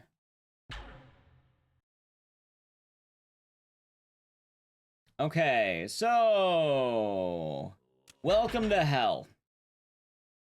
We are now hitting what is known as the hardest skip in the game. Launching a 10-year-old girl 80 feet in the air is easy. This part is not. So first thing, we're gonna slap her. We're gonna call her a nerd. You can run past her. It's like never going to happen, but you can. Like I've had it maybe once. So we hit her just so she's not going to go after us. Right now as well, Saigo has his rifle. He's gonna modify it into a shotgun. Saigo has a lot of ammo.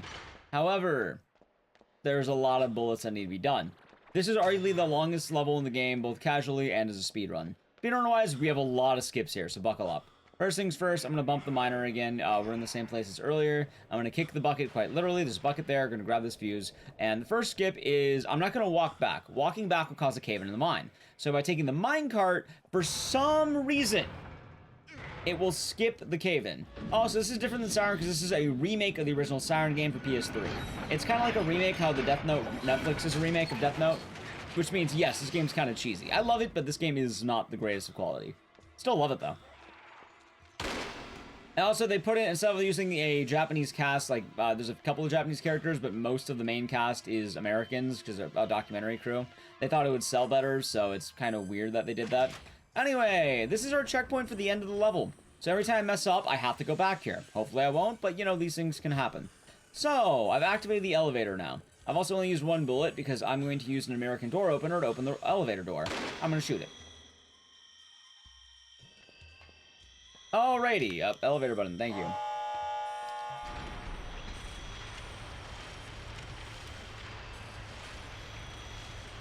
How are we doing here? I'm trying to see my battery, because I might need to shake a lot. Alrighty, so I've loaded up ammo. What's supposed to happen is just to grab a stick of wood, go back to the nurse, stab her because she's the brain, and then run past this guy. I'm not gonna do that. So the catch here is that this enemy is a one-shot. So I'm moving backwards the whole time, and I'm holding down on my, I'm reloading every time. On 3, 4, 5. I'm gonna wait. Oh god, hold on. Wait for it. If you try getting up too early, you will be stuck in an infinite loop. Okay. Oh, crumpled. Oh god, I'm not making it. Hold on. So, the catch is I need to go there. However, this thing gets up instantly. So now I need to play it a little bit weird. That's fine.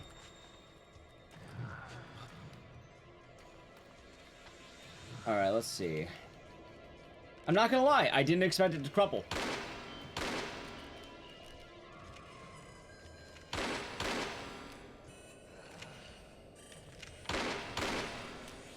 Alright, wait for it to crumple. Come on.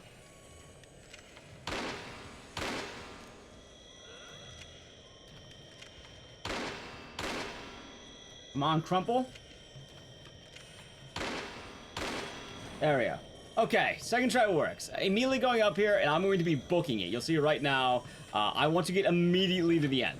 If that thing gets up, it's an instant death. I got it second try, safety strat worked, there we go. I'm not even kidding, it's just, it's not even like you die, there's a cutscene, they slam you against the wall, you're not meant to do this. It is a huge skip where you're going just fast enough where you can pass that. And you can see, the crumple happened too early the first time, second time played it safe, we got it. Anyway, hey look, it's Bella, now we're back to the end of the game. This is like actually near the end of the game right here.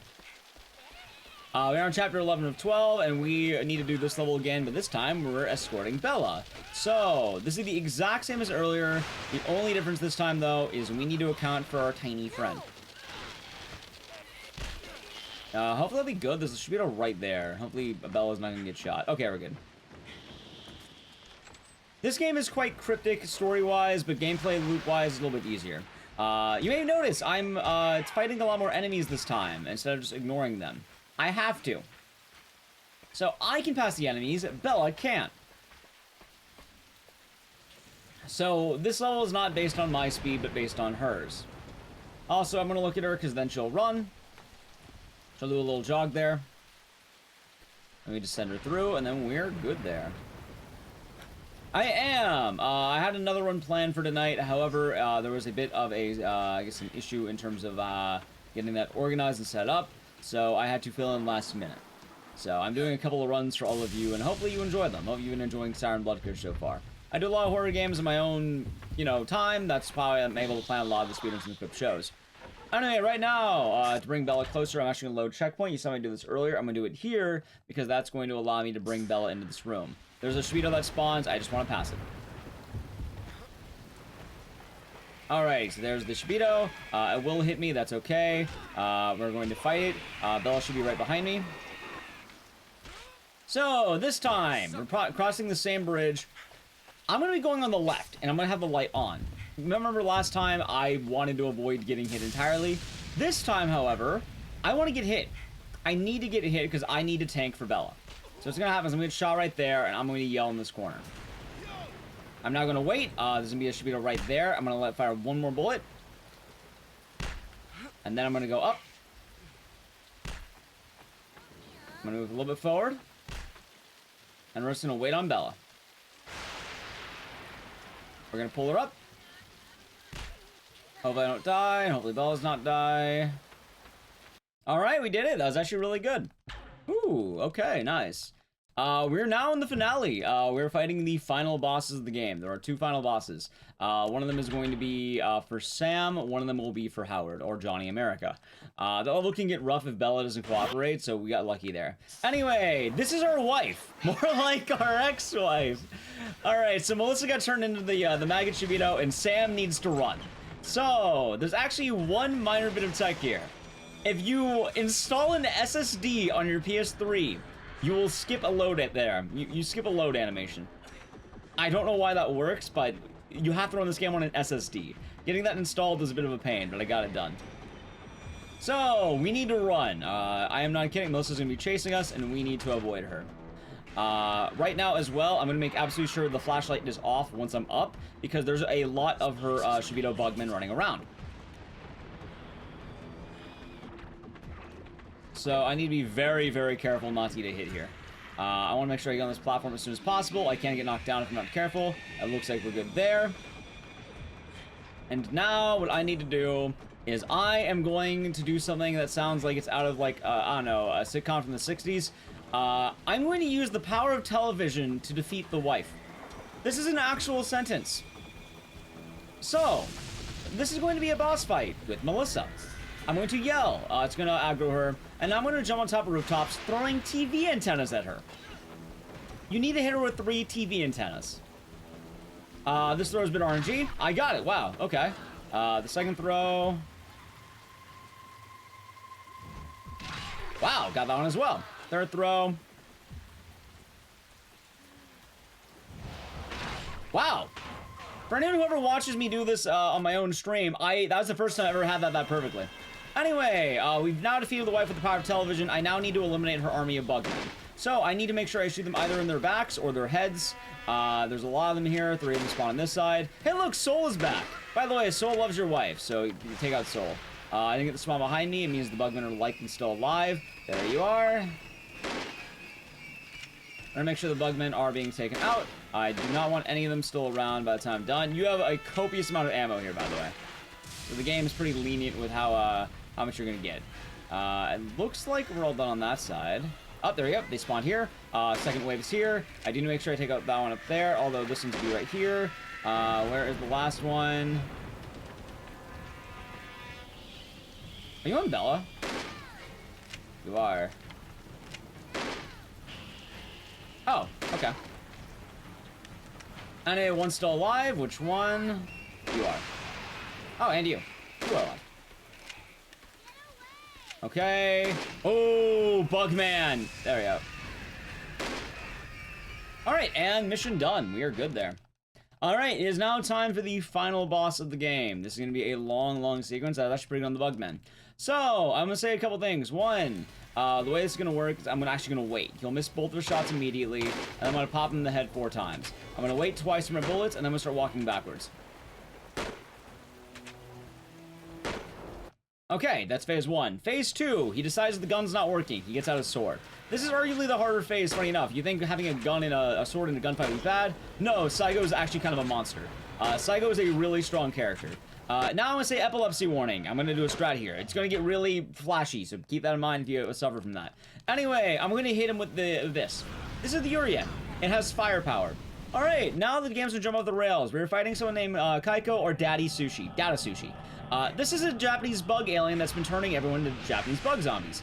The story of the game is that there is a famine in a Japanese village, and first off, oh, there's Miyako, by the way. She has the power to see the bug. You can't, she can. Why? She's blind and has the ability to see Japanese bug demons. Aliens.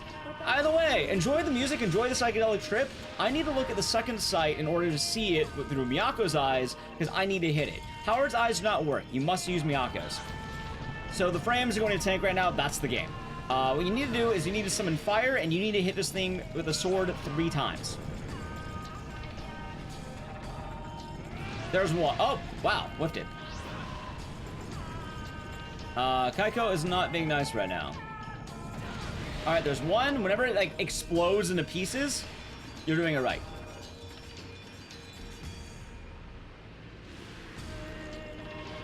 Alright, there's one. We're gonna need 3. And you're just waiting for it to get close. Yeah, anyway, there was a village in Japan that was suffering from famine. This alien crash landed, and they decided to eat it because they were hungry. As a result, the alien cursed them to become bug zombies. With the blood curse. Oh, hey, time is now. Time.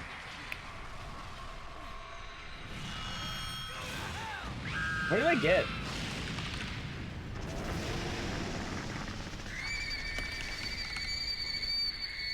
$45, huh? I am like 30 seconds off my PB, actually. That would have been good, I think, if I didn't choke on the Kaiko fight. We're gonna watch the final cutscene here, but that was actually a pretty good run. I was actually one of the best runs I've had on Hotfix. I was supposed to go closer to my estimate. I was supposed to do good. I was supposed to draw it out so we... Aww. Well then. Okay. We're gonna watch the final cutscene here, but yeah, that's Siren Blood Curse. It's fun stuff. Like everything went like I think if the bugs went better, I think if the final fight went better. Anyway, back to another time loop, by the way, because I'm gonna explain a bit of how the Ouroboros and the time loop here works. Yeah, the Urian's a weird thing. Saigo kind of gives it to Johnny America because he needs to use it.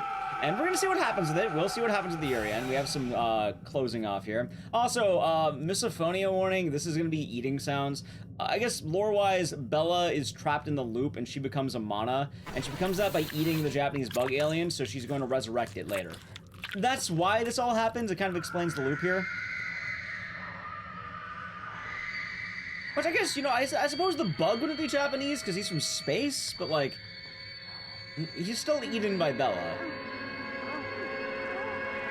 And then Bella becomes a mana.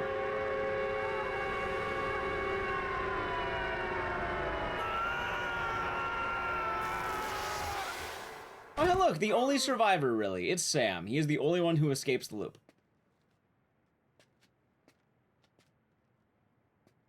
This is not connected to RE, no. This is created by the original creators of Silent Hill, but it's its own thing. Repeated, so that Bella can exist forever. Howard. Anyway, get any dancing emotes you have ready because this is the actual credits. This is not edited in by our tech. This is just the way the game ends. If you've never seen it, you're in for a treat. Because Howard still has a job to do.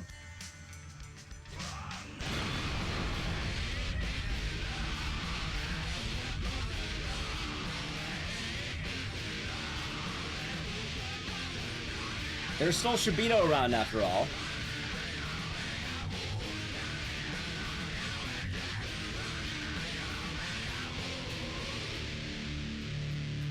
This is my promise to Miyako. By the way, that's Yuri Lowenthal.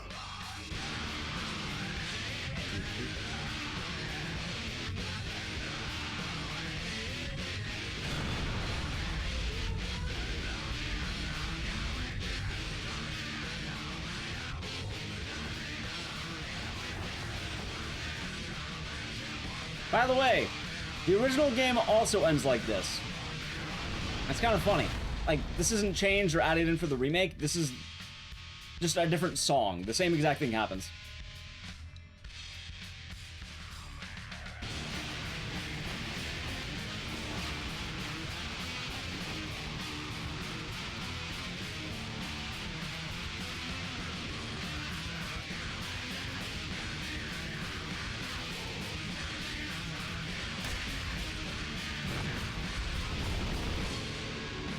And that is Siren Blood Curse, which I could have had a PB on hotfix. It's actually kind of sad. That was 45-45. That is 45-45, huh? Pretty good there. Also, they give you a lot of stats. You get your best play time, you get your total time. They tell you about sidejacking, damage kills. Funny enough, I've played more than 17 hours. It just at some point I swapped PS3s. So yeah, I just been doing this game for a bit. Anyway, I hope that you enjoyed Siren Blood Cursed. I am McDices. I both host Speedruns From the Crypt, and I did a run of Siren Blood Curse. I suppose I'll do my own little outro for at least being a runner here. If you enjoyed it, check me out on Twitch. I do a lot of horror games. Run Siren a lot, run a lot of games. And also, I'll be running Dead Rising 2 at GDQ next week, which should be interesting for that. It's kind of neat to be back on the main GDQ stage, so it'll be fun to be there, I think. That being said, we have one more run for you tonight. The next runner is going to be some guy that... It's going to be me. I don't have a gimmick for that. It's just going to be me again. So, we're going to get that ready. We're going to be organizing that. The next game is going to be something that's a bit of a change of pace, but we'll be keeping those loops. So, we'll be right back very quick. Alrighty, everyone. Welcome back from the break. Hope you enjoyed that run of Siren. It was fun kind of seeing the loops of that game. And now we're entering a very different type of game. This is House. So I want to mention earlier, this game's going to be a little bit weird. I don't think a lot of people have heard this game for one. I don't think a lot of people even know this run exists. This is a pet category that I personally made up because the House leaderboard is a lot of ILs, so to speak, or individual levels. But there's not really a category that does like the entirety of the main game. However, the game has a win condition where if you have a fresh file and you beat everything, you can get certain endings. So we're going to be essentially doing what is a fresh file and going into the whole game. So I'm kind of just explaining what it is. Also, this is House, which is its own thing. It's not House the show. However, Lupus probably comes up, right? I'll tell you right now, it's not Lupus. I've never watched House. I just understand Lupus. Anyway, if we're ready to go, we can get time ready in 3, 2, 1, go. So, House is a neat game. First off, art style is absolutely adorable. You like adorable games? Yeah, adorable horror game. So there is that. So what House is it's kind of like the movie Happy Death Day. Have you ever watched it? To where the day was going to keep repeating per cycle. There's going to be, I don't know exactly how much it is, like about 5-minute cycles for every day. So you need to make sure that you are constantly on your A game. There's a lot you have to do. First things first, I'm going to grab the milk, I'm going to feed it to the cat, because that's going to save the cat. I need the cat to be alive, and I need the key, so I can get this axe. Now that the axe, the giant rat in the house has spawned. You know, every house has a giant rat. We're going to avoid him. The rat's our friend. So at this point, what I'm then going to do is I am going to take the hat I got from that room, and I am going to drop it right here. That's going to collect water. I also need to do that because there's too much water, so it can create a spill. So to start things off with the best ending, to begin things, I'll be going for the best ending. This game has a variety of endings you need to get. You need to get all of them. So we're beginning with the hardest ending, the best ending. That's going to require me to save every single family member. Also, the house just has some guy down here rotting. So we're going to take that. As well, I'm going to grab a gun. There's a gun in this room. So, the families we have to take care of. Family members have to take care of. We have to take care of the cat, the rat, the mom, the dad, and the sister. All of them must remain safe. I'm going to take a bear trap as well, and I'm going to hit that so I can grab a... Wait. What? I'm going to grab a bullet. Good. And then, you see this piano? We're going to break it.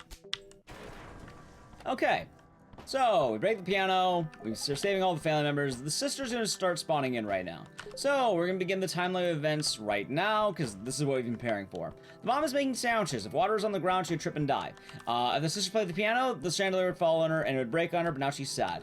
If I let the fire in the piano stay, the piano would then, burn down that room, and later the cat will be on fire. I'm going to drop a bowling ball on that carpet, because later in the game, that carpet's going to become lethal. Yes, carpet becomes lethal. I'm going to take an axe, I'm going to destroy the toilet, because the sister's going to try to use the toilet, and then the toilet monster will spawn and kill the sister. So I'm going to destroy one of her pleasures in life to kill the toilet. Then she really likes this chair. She'll die with that chair, so I'm going to break the chair as well. Now we've made sandwiches. That's good for us. The sister is now going to be continuing her path. She's going to be safe, so don't have to worry about her. There's the cat. The cat will be safe. And here's the mom. The mom's gonna chill here. I'm now going to take the sandwich, and I am gonna give it to the rat. So the rat gets sandwich. I, too, am a rat who loves sandwiches. I get it. I am also going to now grab a bullet right here, which the rat was guarding. So, the rat has been saved, the sister has been saved, the mom has been saved, the cat is now saved because this room is not going to be on fire. Everyone is now saved. Now, the thing is, if I pause the game, you can actually see there is an internal clock. I need to be fast. I need to get the axe out. Because at 7 p.m., the mom is going to get drunk and pass out. You know, it's a relatable thing. When that happens, the fridge is going to kill her. This house is just everything kills you as the time loop goes. But we're speedrunners, so we're not going to worry about that. So what's going to happen is that when the mom passes out to save the mom, I'm going to chop off the fridge's hand. Because as you know, fridges grow hands. Anyway, I think it happens around 9 p.m. Now, for the first ending and the most difficult, to save the dad, I need to make sure that nobody dies. So, in order to do that though, there is an end boss, and we're about to hit it now. So, I've chopped off her hand. Now, we're going to be running away from this thing. This thing is terrifying, so I'm going to lay down a bear trap. 5 at a time. And now we're going to play the most toxic game of Dead by Daylight you have ever seen. What's going to happen is I'm going to wait by a door, I'm going to let her get a little bit close, and then I'm just going to exit the room. Each time she enters, I'm going to run away. I do need to be careful because everything's going to start murdering me. What will murder me is not just the enemy here, but also Ghost. So we're going to play it safe because she actually can avoid me. So I'm going to grab a gun. I'm going to shoot her. We're then going to run away. Oh, that's unlucky. So there is a downside, and this is why my estimate is high. Every time you mess up, you lose about 5 minutes. So we need to do all of that again. It's one of the only downsides of this. If you are wondering why I got unlucky, the ghosts were spawning in that room. I had probably what was one of the worst spawns in the game that can happen, because the ghost will linger in that room. Meaning, if I tried to go back to the room, the ghost would have instantly killed me. If the ghost wasn't right next to the door, I would have been fine. Anyway, once again, you're going to be seeing a lot of these repeating things, kind of doing a lot of similarities, so I'm hoping for different endings. These things happen. Siren went well, this one, not as much. So, once again, we're going to avoid the giant rat. By the way, everything does kill you. The rat will kill you in one hit, most enemies will kill you in one hit, so gotta be careful. Yeah, reading some time loss would be great, huh? Oh, I forgot to do the, hat. Luckily, there's a good amount of leeway between things as long as you don't forget. Late game, we're gonna have some brutal sections. It's why the estimate's an hour. 1, 2, 3. As well, something else is gonna be mentioned. When we start getting the later endings of the game, they're gonna be a bit more brutal than the regular endings. We are going to be getting the water. There we go. Also, in terms of water, you just need enough to fill a hat. The game's pretty generous with that. Boom, boom. Slingshot.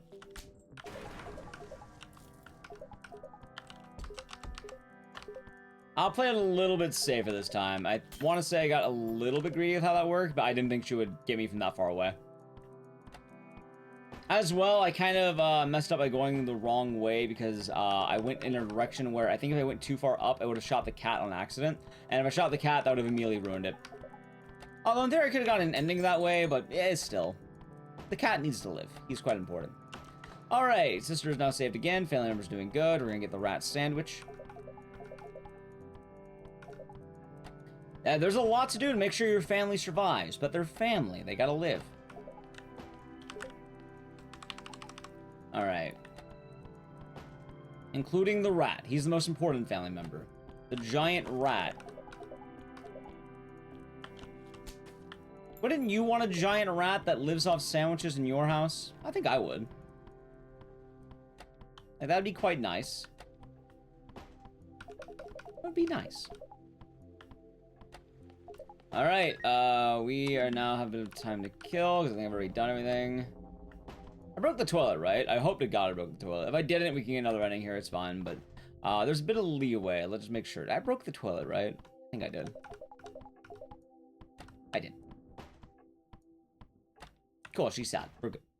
By the way, like I said, that carpet is now lethal. Dropping the bowling ball will prevent it from moving. Alright, time to go to the mom. Alrighty.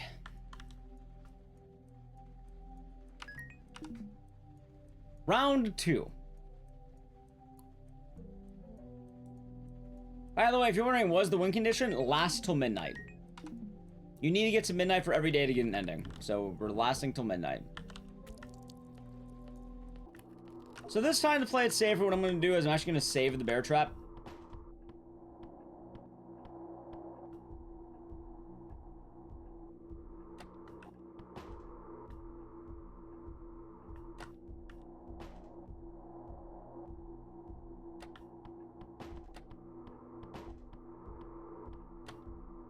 Alright, like I said, once again, Toxic Game and Dead by Daylight. Every time we're just going to be doing this, where we just keep going back and forth. I want to make sure I'm not in any one room for too long, though. Because if you're in one room for too long, the ghost will spawn. And if the ghost spawns, it is a second enemy that will try to kill you. Alright, so this is a lot better this time. Toxic survivors, man. I played Dead by Daylight. This is exactly what it's like every time. Just infinite looped. Alright, we're getting to midnight. I don't think we're gonna see the animation. Alright, there we go, we're good. Her head explodes, if you're wondering what happens. We're not gonna see it, because admittedly, I don't want to chance it. You can still get the ending if you die, but like, I'd rather not. And hey, look, they did it. What a happy family. They get to live together and they get to eat. The rat, the cat, the mom, the dad, the sister, and you. And they kind of give you lore on the endings. If you beat the game once, you can fast skip it, but you have to have a fresh file each time for this. So that is one ending. So, like I said, House is a game that's going to say, hey, you may have beaten the game, but you haven't beaten the game yet. You got more to do. Wait, what's happening? Wait, I thought the game was over, right? Is it?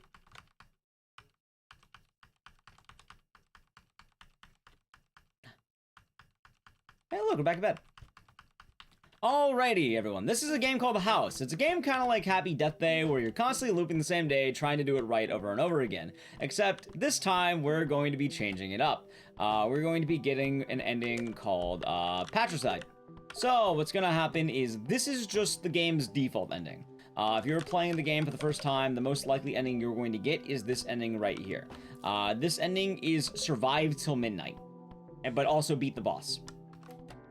So, you get to see something in this game that you didn't get to see last time. I'm also going to be taking special care to do some things, just because they are more reliable in the grand scheme of things.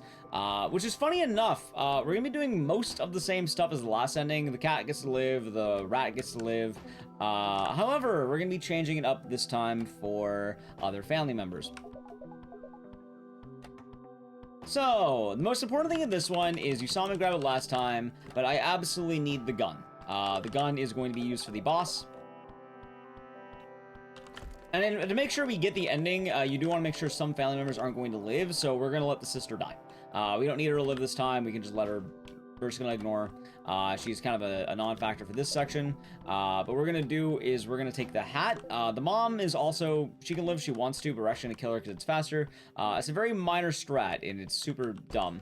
But, I get the bear trap, there we go. Game. Thank you. We're going to grab the little bullet here. We need 2 bullets. So I want to make sure I break the piano because that room gets on fire. I've added an enemy that's on fire running around me. Right now we're going to wait for the mom to make delicious sandwiches. Why? This is something called the sandwich skip. I named it that just now. Why? Because you want sandwich. I thought about ordering a sandwich before I did the run today. I did not. I had food, but not sandwich. So, the rat wants sandwich. Sandwich is delicious. I also have one of the bullets. Now, the rat's room has the second bullet. I don't want to kill the rat because it's actually risky. So, once somebody gets a sandwich, I kill her. That is sandwich skip. Sandwich. Kill mom. Obtain sandwich. And then a bullet. Alright, now we wait to midnight. The animals get to live, the people are, not. So, if you're wondering why did we have to kill the mom, if you don't kill the mom, an animation will play that is a little bit slow. Also, look, there's the carpet. Oh no, it's coming right for me. Oh no! Alright, we're not gonna worry about that. So what I'm gonna do is I'm actually gonna start dropping items, because I only want certain items with me.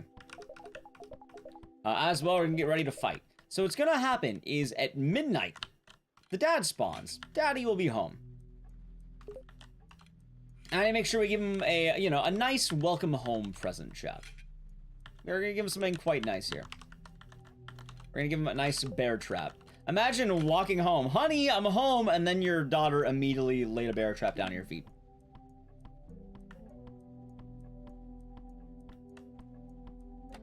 The window monster isn't family. Also, there's the ghost, so the main thing right now is also going to be avoiding the ghost. A ghost will tear you in half. They literally just tear you apart. Right now it's 9, so we have about a few more. There I am. Well, you have to understand, it just happened to the mom. She was preventing us from obtaining sandwich. It had to happen. The cat lived. See, look at him. Oh, there's a ghost. We're going to avoid that. It should be mentioned that at 11 p.m., I want to say house events stop happening. Everyone's falling asleep, the house is going to bed, and it's kind of your last moment to get ready. So what we're going to be doing is I'm going to be standing at this angle, and I'm going to wait right here. The dad boss fight is 3 hits. However, there is a catch. You can't do them rapidly. Do not rapidly hit him. You will die. As well, he is a very risky boss and everything one-shots you. So he's walking into the bear trap. The way I do it is the moment he starts moving, I hit him. You break his body, you break his head. And now he's dead. So, that's patricide. We've killed the dead. So, if you let the head comes towards you, he spits acid. The dad has acid in him.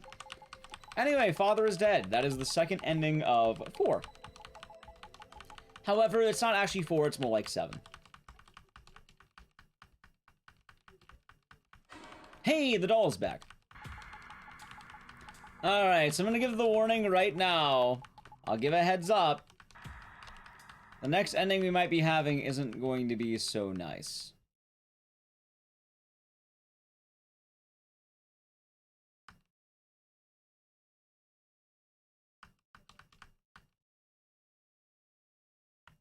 Alrighty, it is now time to be a good girl. Hi everyone, this is House. House is a game kind of like Happy Death Day, but except this time we're gonna be terrible people.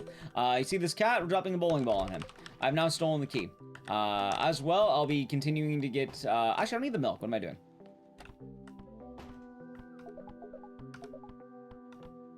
I'm gonna unlock the door.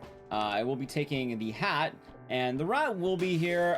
There is a risky strat you can do if you're not careful, so I'm actually going to play it safe and avoid the rat for now. We're going to be going here. Here's the mom. She put a nail down. I don't like that, so we're gonna kill her. We're now gonna be grabbing the gun and the slingshot. Alright, we have the tools. So, good girl is that you're satiating the father. In order to do that, you need to kill every living being in the house. Now, the secret is this doll is alive, so we're gonna kill the doll too. And, you see the sister? Well, that's right. We're gonna kill her too. Alright, every member of the house is now dead, except for one. Oh, look, there's the cat. So, I'm playing this safe because what I'm gonna do is well, first off, I'm gonna get water, because I do not want the fire. Fire would be bad. So what we're gonna do is I'm going to get the bear trap, and I am then going to do this. I'm gonna grab a bullet. Get the bear trap. What's happening? We're killing every member of our family right now. Yes, the rat is family. Well, he got revenge. Wow, I didn't think he would actually... What a god, wow. We have to do it again. The rat's revenge. I'm glad Siren went underestimate.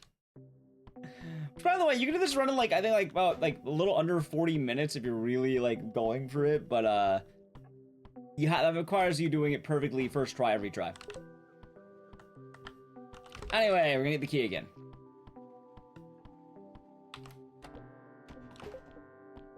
Reach? I should have just shot him. I didn't, like, that's... Also, in case you're wondering, you can kill the rat with the axe.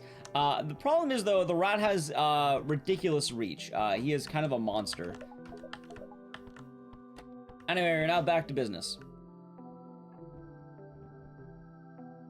We're gonna be getting the rats again once we get all the other family members.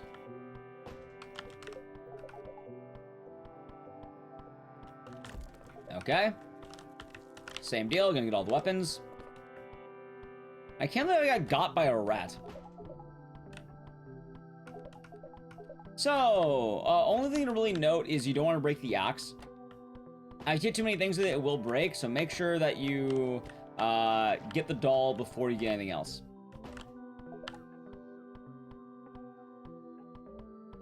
Alright, this time, no funny business, rat.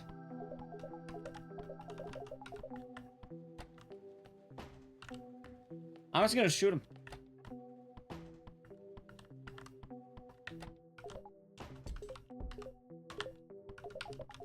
Okay. So this time walking in there with a gun. There we go. Ready? Okay, the rat is now dead. We got him. Okay, now every single member of the family is dead. This one's kind of weird because you just sort of murder everyone and then after that you wait. Now to make sure we're doing good, we're going to talk to the toilet because the toilet has a demon in it.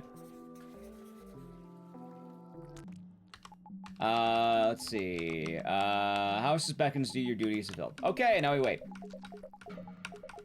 Oh, I need the bowling ball. Hold on, it's the most important thing here. So, we now have the duck. Now, but you're wondering, what do you do with the duck? You shall see. So, also going into this chapter. Oh! There we go. Okay, this will be risky. The family is mad that you killed them. So, if they spawn in the middle, you need to avoid them. Because they will bolt after you if you're not careful. However, you need to make sure that the house doesn't get out of control. If the fire happens, the cat will be on fire.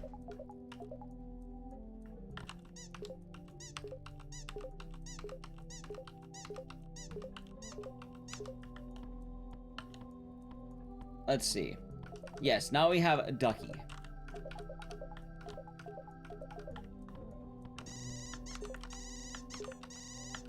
Anyway, this is how you do the duck. You can just do a glitch that just bounces off you.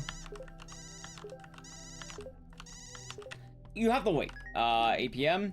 Ghosts are going to start coming out in a moment, so you do have to be aware of that. You can't actually use any weapons. It's just kind of good to keep in mind that you collect things. Yeah, I can't believe the family would want to kill me. I've been so kind to them, and I don't know why, but yeah, they want to kill me. So you want to make sure that you avoid ghosts and you avoid the sister. The big threat is that the center room, the sister can pop out of the middle, and the cat spawning in can kill you as well. There's also a spawn of the mom, but I think she's rare and she mainly spawns in the kitchen, so we just don't go to the kitchen. The rat doesn't have a ghost. He's kind of more of an early game threat. I'm getting really lucky. There's nothing here, so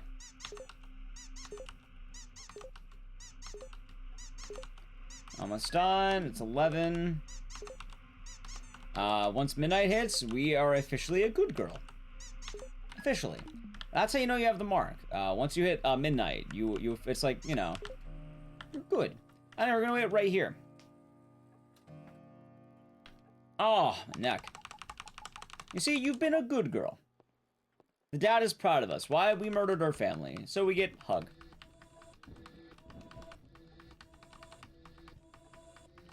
Isn't that sweet? So the next ending's gonna be kind of weird because it's essentially going to be like one of the other endings, but a little bit different. Alright, there we go. On the upside, if you die early, it's not the end of the world. It's really only a hugely bad thing if you die at the end. Anyway, hey, look at that. We're at the, we hit the doll again. We got more endings here. So I do want to say really quick as well, the base game is 5 endings. There is a new game plus 6th ending, and then there is a DLC 7th ending. So this category is going to be going on all 7. The dad doesn't hate the family, he's more just possessed by the house. So you're supposed to like go through the loops and figure it out. So, this one, you may notice by the clock started bleeding. That's good. That means we're doing this right. We're not going to kill our family. What we're going to be doing instead is we'll be playing right. So the cat gets to live. We're not going to drop a bowling ball on him. We'll be nice.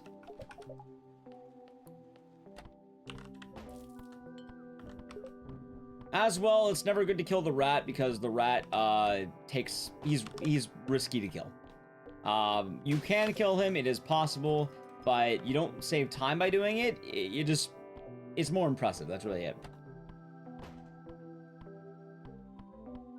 So, we're going to be going through the same loop. However, this time, we're going to be taking care of the sister. So, the last ending of the main 4 endings is going to be the song. The idea of the song is that we're going... Also, hi everyone. This is a house. This is a game kind of like Happy Death Day, where you're supposed to go through a house and keep getting a bunch of endings every time. You think it's over? It's not over.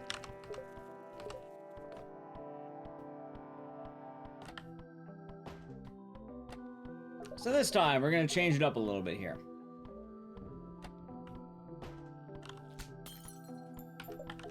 And make sure we're good. We're going to break this. We're going to make absolutely sure we're following the sister this time. She is the most important member of the family for the song. She is the only one. And there's a slight catch that we need to change what we're doing. So first things first, we're going to put out the fire. I don't need the hat anymore. So we're going to follow the sister's journey and what's going on here. Step 1. The sister is sad because the piano is broken.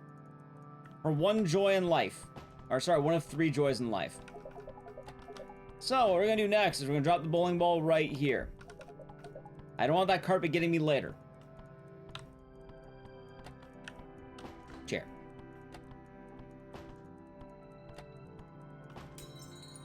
We're now going to break her toilet. The second of her joys in life. She gets to live. I don't do sandwich skip, but she gets to live. So, you see she's beelining right for the toilet? She doesn't know it's already been dealt with. She is not happy. So she's gonna go to her chair. But instead of, you know, going to her chair, she's gonna lie down in bed and be sad. So we are gonna give her the doll.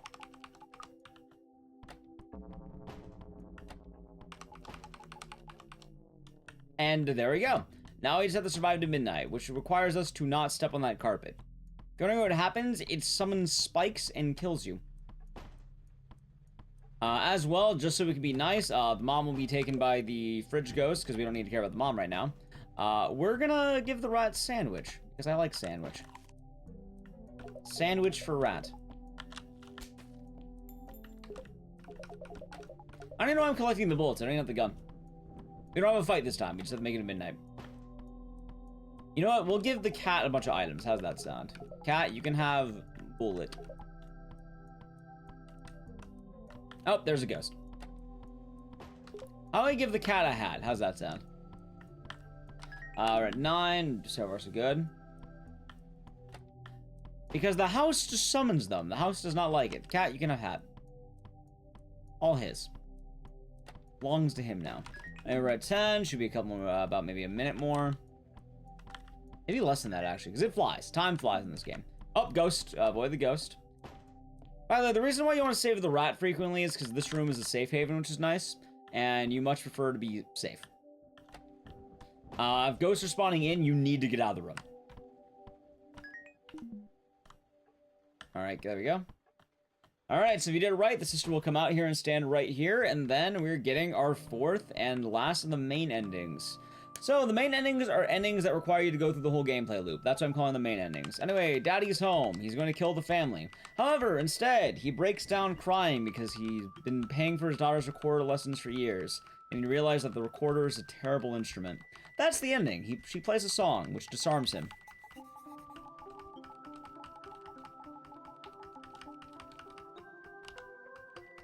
Alrighty, now it's time for one of the actual, like...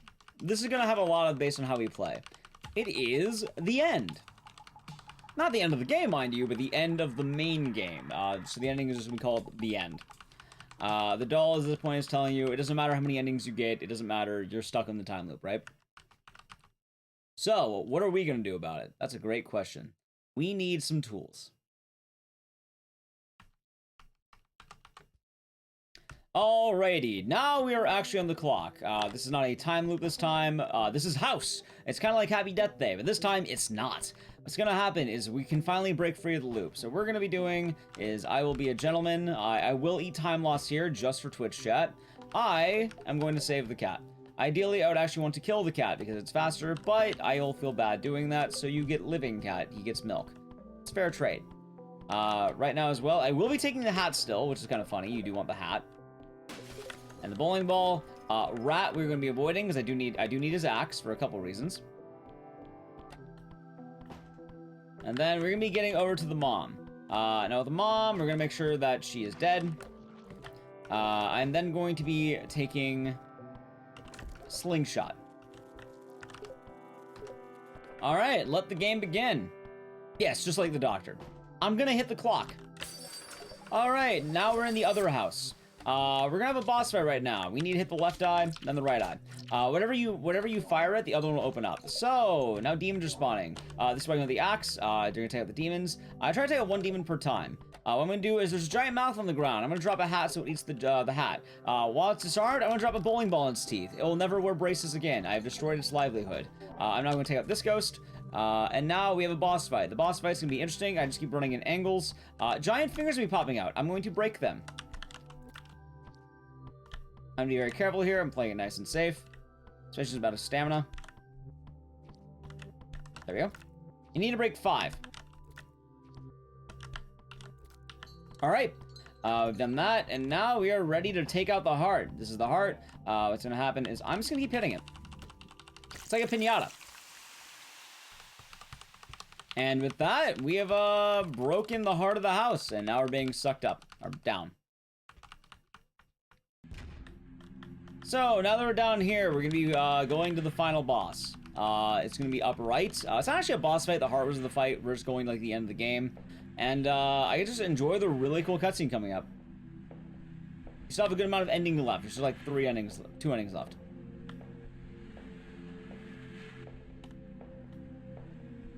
Oh my god, who's this? It's the Puppet Master. It's your grandfather. Oh my god. Which, by the way, I just want to mention, Tabby is really strong. Tabby's the girl we've been playing as. She's really strong. She yanks out her own arm, and, she sliced him in half.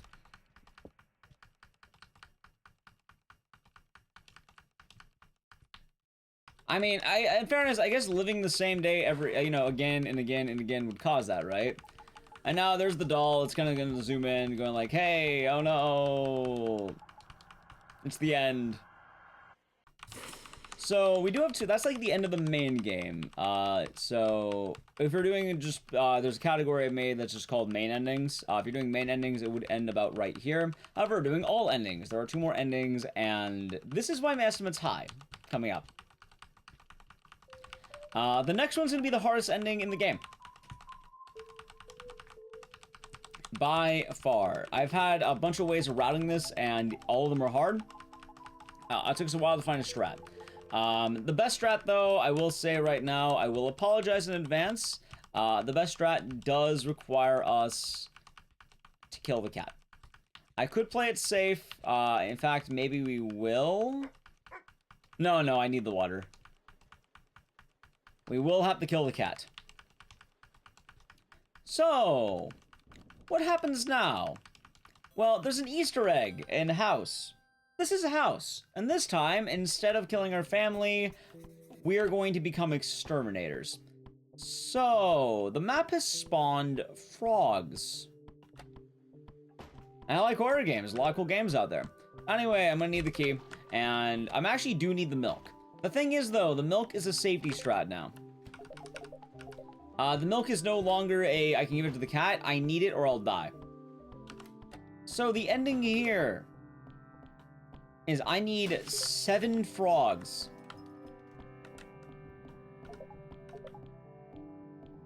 So I need to start hunting around the map. There's one. We need to kill 7 frogs.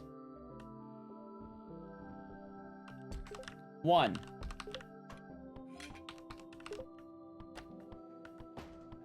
They are RNG spawn. They can spawn anywhere on the map, which is why there's a problem right now.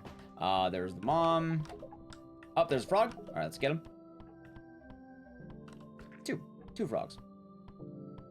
A frog in there. There's a worm. Oh, frog. 3 frogs. Okay. Hey, look, more frogs are summoning, huh? How trippy, huh?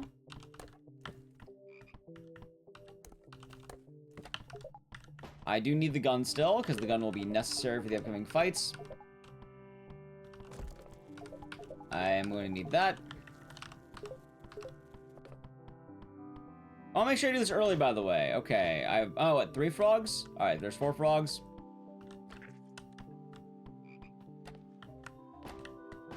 Thing in there, okay. Well, the sister's not going to end well, but I do need that.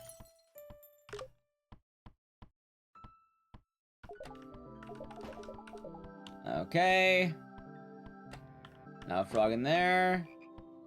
Where's frog number 5? Oh, right. I accidentally got the mom killed. Oh, that's bad. Ooh, that's bad. That's bad. I've killed a lot of family members. Oh, God, that is actually pretty bad. No frog in there. Anyway, good thing I got the milk, right? So, if you're wondering... Oh, oh, come on. Why do I need milk? Well, an enemy is going to start spawning in called the Seamstress. Also, I think it's 5? Oh, there she is. What'll happen is that if she notices me, she'll chase me. However, you don't run the... Oh my God, did it work? The game facts lied to me! Oh God, I thought that would work! Alright, well, I got unlucky. That is. What's the story here? You're trapped in a loop. The game lied to me. I read that if you trip the seamstress, she won't kill you, and she just ran past me. Anyway, let's look around again. So the problem with this level is that you need to kill 7 frogs before midnight. It sounds easy. It's not. Well, I guess if it doesn't matter, the cat can live then. Why not?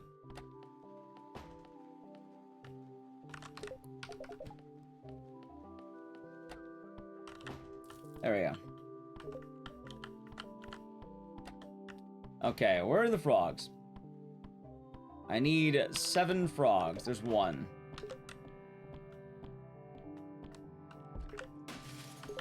Okay, got 1 frog. Which, by the way, the frog that spawned is arguably one of the hardest bosses in the entirety of the game. So, for reference, the dad took 3 hits. The boss in this level is going to take 6. The game is called House. I have 1 frog so far, by the way, so I gotta start hunting. Which, by the way, you may notice me be swapping between bowling ball and axe. The reason why is because bowling ball doesn't take stamina.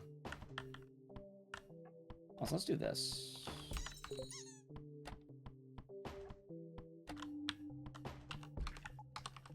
Alright, there's 3. Nothing there. Decision might die in moments. Hold on. Also, make sure I grab the gun first, because a ghost is going to start spawning here later. I left the bowling ball, didn't I? It's fine. Okay, hold on. Also, a frog can spawn down here. If it does, it's hell. That being said, there is a safety strat. If we really need it, we can do it. Hopefully we won't need to do it, but the safety strat is that there's an item that'll spawn if you die 10 times. And that item makes you move twice as fast. Alright, so it's gonna die in a moment. That's fine. How many frogs am I at? I don't remember. There. Right? I can't believe it. This is so different from the house show. Also, sandwich is still nice because sandwich is going to allow me to, have this room open. And I need bullets, so. So, around 5 p.m., the seamstress spawns, which I need to be careful about.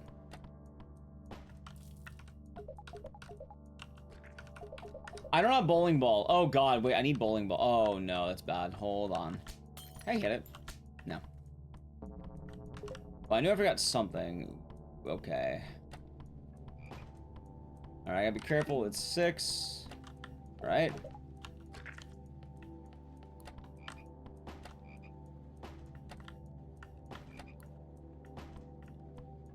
Alright, good.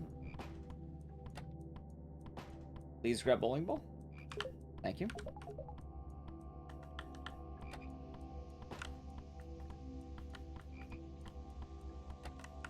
Oh my god. Alright, I can do this. I can do this.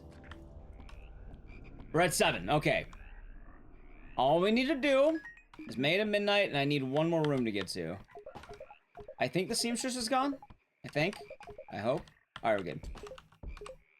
Okay, now begins the fun. We're going to fight the Frog King. Now, the Frog King has a catch. He can only be damaged with the axe.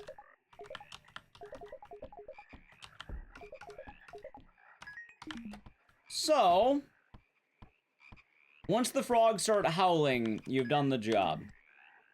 You need to hit him with the axe 6 times.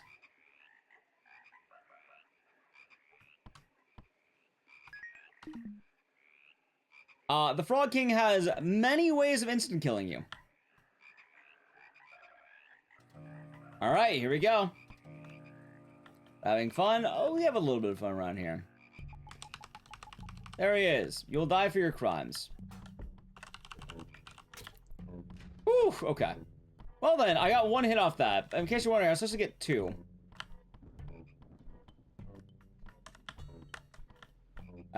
Game. Stop spinning!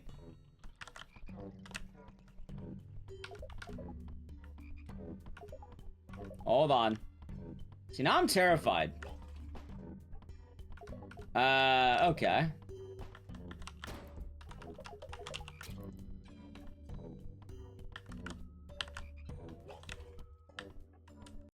Up. Well, guess who gets to do all again? Oh my god.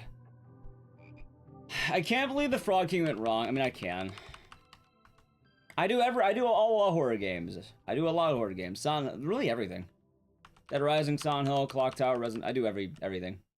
I run over 150 horror games. I like the genre. But yeah, I got unlucky. Not much I can do there.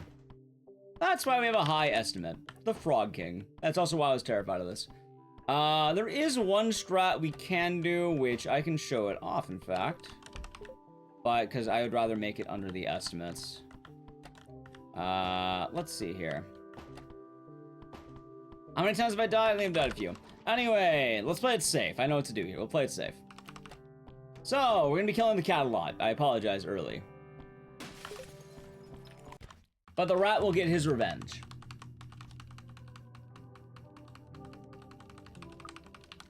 The frog ending is not easy. However, there is a catch that makes this a lot easier, which is something called the snail. It's a backup strat that we use. The idea behind the snail is it's going to allow you to move twice as fast and you get more stamina. So the only thing though is it only spawns after you've died 10 times throughout the course of House. So we're just gonna keep doing this. I think I've died like a few. We'll see.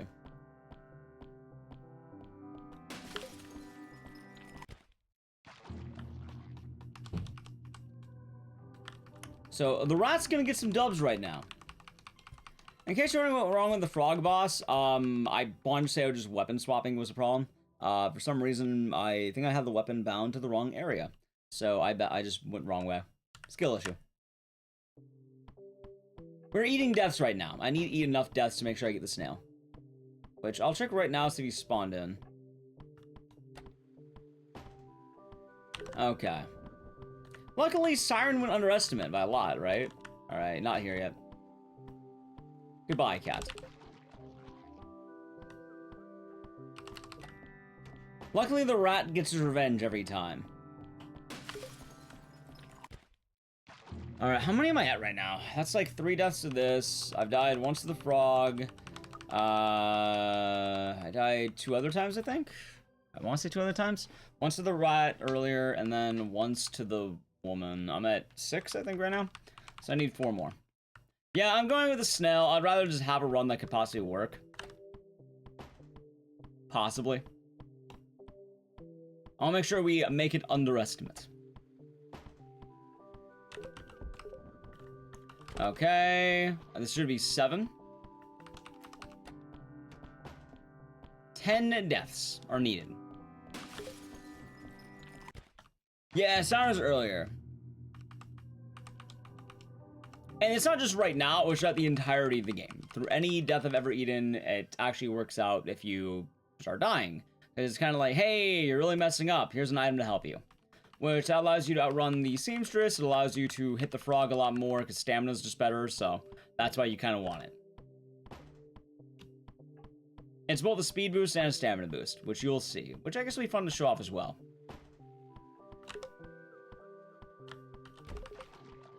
Now, if you run this on New Game Plus, you would actually just have everything innately.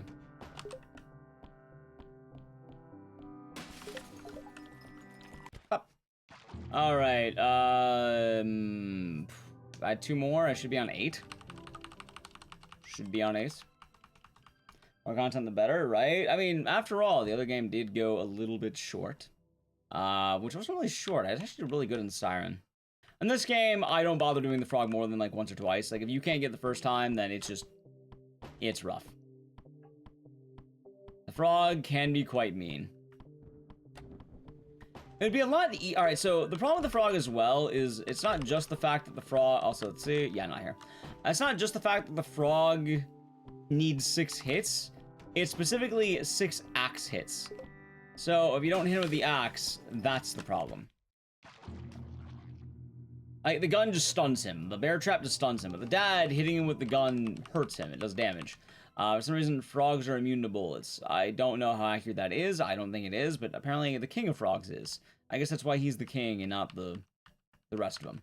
Also, this ending is called A New Friend. Okay, I think the snail should be coming up. One can certainly hope. Also, I was gonna take a moment to mention, I really like the, how her, like, sweater, like, sways. Oh, there it is. Okay, we're good. We're good. I didn't need to kill him that time. Alright, this is Marty the snail. Alrighty, now we gotta go fast.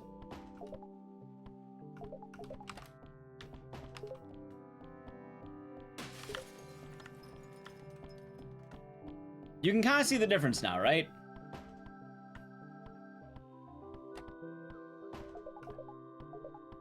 Alright, let's go frog hunting now. I need to find 7 frogs. 1.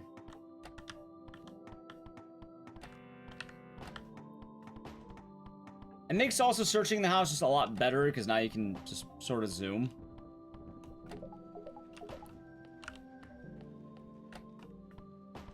We have a 1.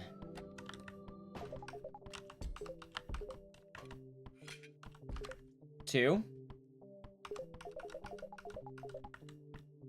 Alright, where's 3? Let's see, you in here? Probably not, right? Wait, yes? No. Okay. 1. Let's do this. So you just get more accents as well. I mean, you can chain it much faster. You're not having the stamina drop. Nothing there. Let's look around. Yeah, we are zooming through the game now. But that's the power of the snail.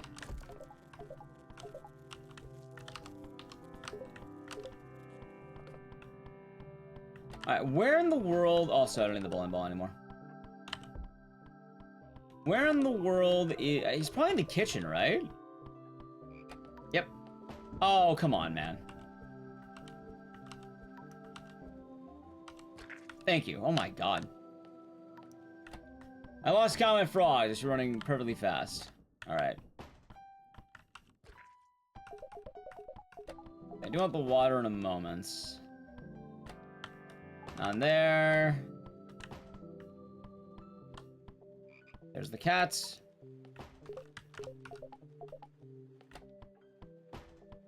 Alright, we'll be friends to the rat. Snail's a girl's best friend. Well, that's what every girl needs, right? A snail. Okay, I do regret letting the sister die though, because she might haunt me now, which might be bad, but I think I didn't kill her. I think as long as I don't kill her, it should be fine. Alright, there's the seamstress. I need to catch up on frog count.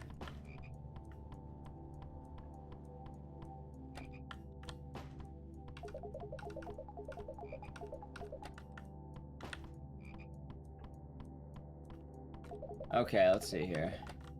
Frog. Whoa! Wow! Dude, he's... Alright, cool. He zoomed. He zoomed! Alright, we're definitely going over a bit. That's fine. 4 frogs. The frogs are why this category is rough. It's a rough category. This is why I don't run this game all the time. Well, I mean, if Siren went well, it only makes sense this would happen, right?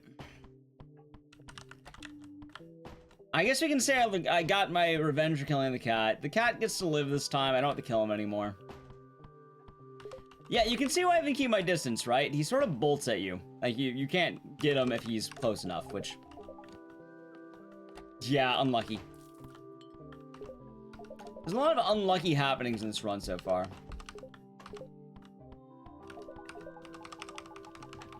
Okay.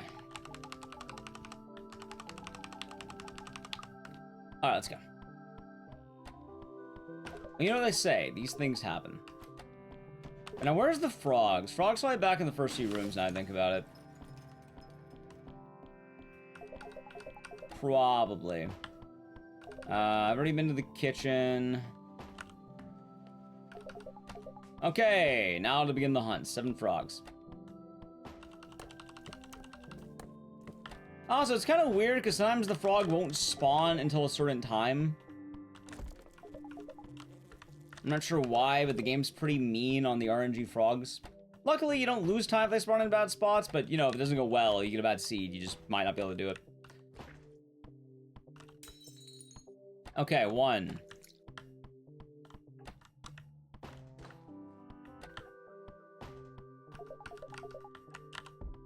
Let's see. Okay, you're not gonna be in this room, are you? No. Piano room? No. You must be in the kitchen then. Yep.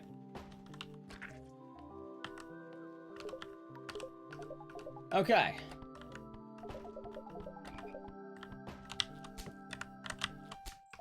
Well, sister died, chat. Nothing can be done.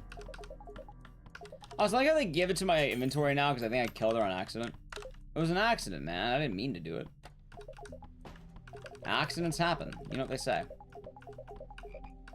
Alright, frog in here. I have 2 frogs right now, right?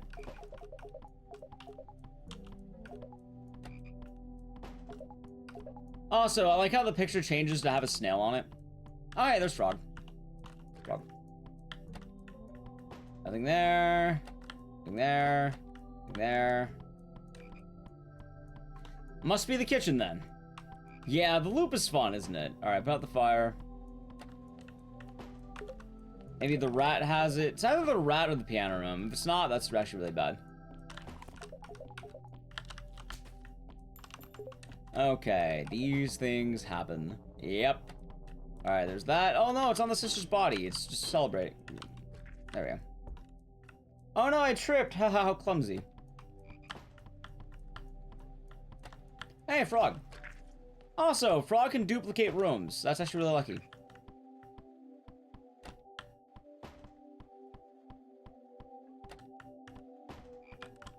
Okay, next one. What time is it? It's 8? Okay. I just gotta hope I don't get unlucky with the seamstress. Okay. Okay, except this time. Hopefully it works. If not, we might just go to the next ending so we don't go way over. Okay, I think I'm doing good on bullets. Bullets there. It's 9. Bullet there. Ghost. So the difference this time is you can look at the axe. 1, 2, 3, 4, 5. You can get 5 hits in. So we only need 4. We'll see the person in the window in a moment. Alright. If it doesn't work, well, I showed off the main gist of the frog ending, so we should be good there. But hopefully we got this. Hopefully it'll work. If not, we'll just go to the next ending. Okay. Frog. We're gonna hit him twice. I'm now gonna go into this room. Oh, God, dude. Oh, my God. That's fine. All right, where's the axe? Axe is 1. Okay. Okay, 1 left. At 3.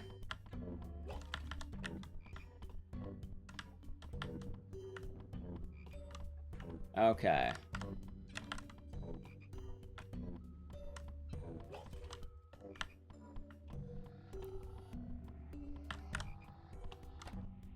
Come on.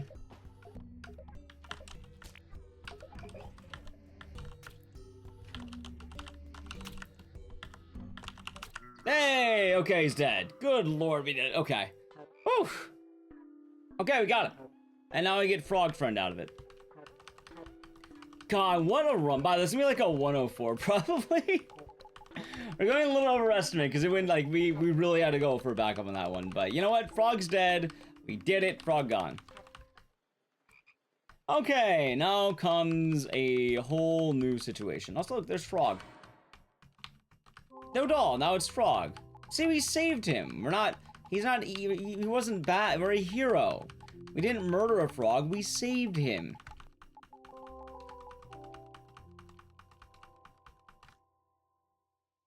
Frog is our friend. That was way rougher than it had to be. Like, much rougher. Okay, so the last one's kind of neat. The last one's a DLC. In order to get the DLC, you need to actually take the doll. At this point, this is like how you know you're on New Game Plus, because like you're already at this point in the game's already unlocked. So what you can do is, once you're in New Game Plus, you can talk to this lady, and then she'll take you to the next route. You'll no give control you a chance, once you let go, you'll be able to return, and this is House. Except this time, we're no longer playing as Tabby. We've been attacked by the house snake that's been chilling in our window this whole time, see? Alright, now we're on the final ending. This one's weird because it has loops, but the loops are going to be very precise in what we have to do. Now we're playing as the sister. Neat plot twist, huh? This is House, but we're no longer playing as Tabby. Now we are Melody. Okay, so this one's gonna be a little bit weird. The house is gonna be all jumbled up and different. Start things off, we're going to actually just do this. Puzzle's always the same, so you remove all the holes there. This is gonna be there, but we're gonna need the flute.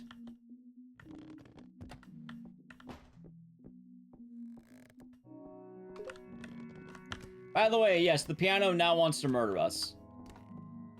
So as long as you sort of do that run, you should be fine. Not that one yet. What's gonna happen now is I am going to play the seamstress. She's no longer murderous. Now she's kind of a friend. The problem is that if you don't get rid of all the holes in the carpet, she dies. She runs the scissors. Use the toilet, you will die immediately. There's monsters in there.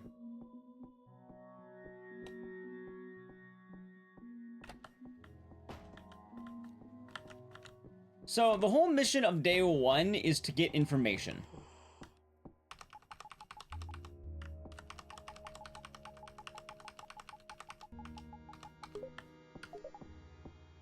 There we go.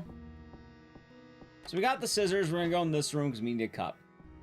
We got a good few things we gotta do. You see this cup? We're gonna grab it.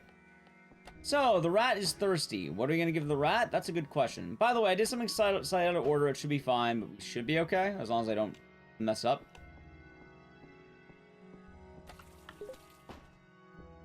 We're gonna grab toilet water. Now you're wondering, what are you doing with toilet water? That's right. We're gonna give it to the rat. Why? He's thirsty. Would you really deny him a thirsty man? Anyway, he spits up a key. Or rat? I think he'll be fine.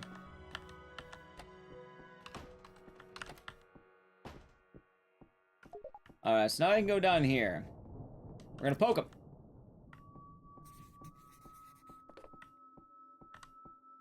So that taught me a song, by the way, which I think is, there, but we're not gonna do it yet.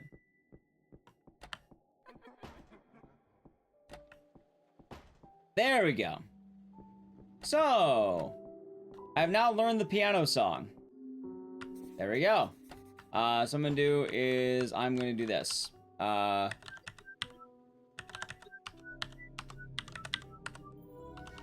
Hey, look, it's the grandmother.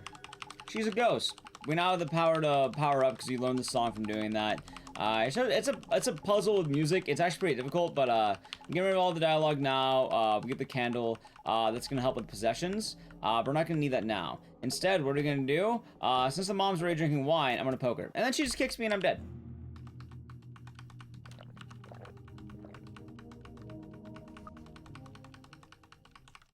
Great, right?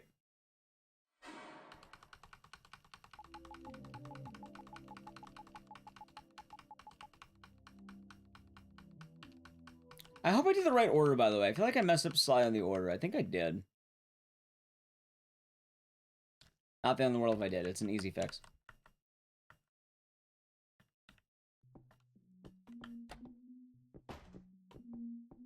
I think we should be fine. Always one of the things to consider with House, huh? Anyway, back to business. We're going to do this once again. Make sure we get that key. Make sure we get everything there. You need the scissors. They're quite important. You need to make sure the dad's awake, because you're going to need them later. So we're going to go get our flute. So now we have the ability to actually use the flute. That was needed. Some deaths are actually needed. We're kind of in a new loop area. Oh, don't kill me here. I'm dead. Oh, no, I ran him. Okay. Barely, we got him.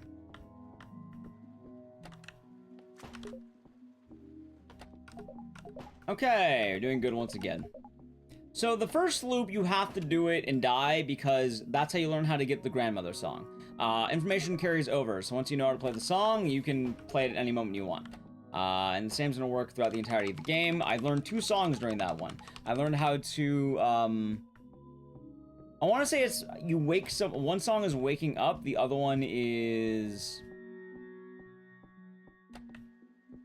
summoning the grandmother. There's one more song I need though, which is what I'm a little bit worried about, but we should be fine. Alright, there's the rat. Poor rat. Alright, by the way, if you try running with scissors, you die. That is the type of game this is.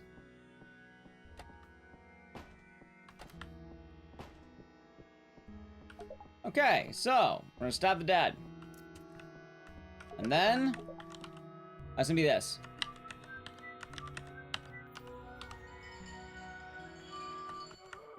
Alright, so now I'm getting chased by Toby.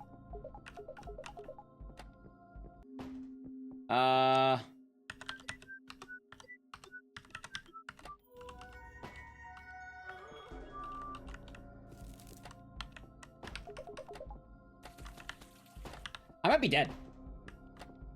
Yep. That's fine, mess up the order. Well, he did get me. Running can be dangerous. The grandmother didn't spawn on me! Oh, grandmother. The back half of House is a mean game. Hey, remember when Siren went well? Those are good times, man. Those are good times.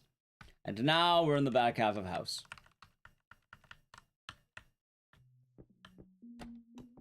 And I'll say, first 5 endings went well. It's once we started getting to the later parts, started having issues. Okay, let's do this again. Except this time, I'm gonna get the grandmother immediately so I can just have the thing. Grandmother just didn't want to spawn for some reason, which I guess is fine. Alright, and,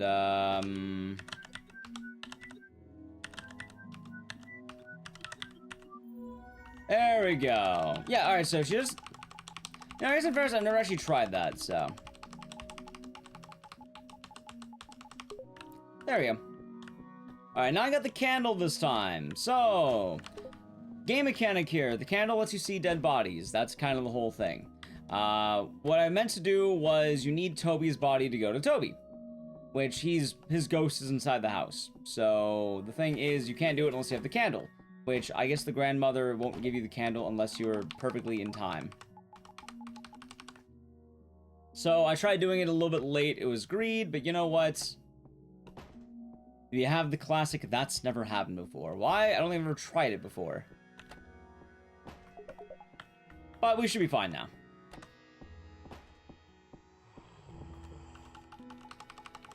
The only thing I'm worried about, though, is I'm missing one song, and it shows up. I just remember when it shows up. Or not you. There we go.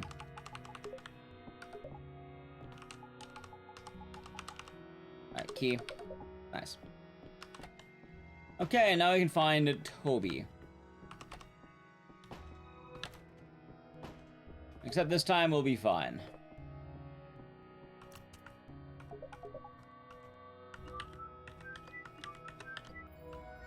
Okay, there's Toby. He's gonna chase after me, but this time I have the candle. Make sure he stays with me, which I have to be careful, by the way, because enemies are gonna start spawning in. Alright, he's not here.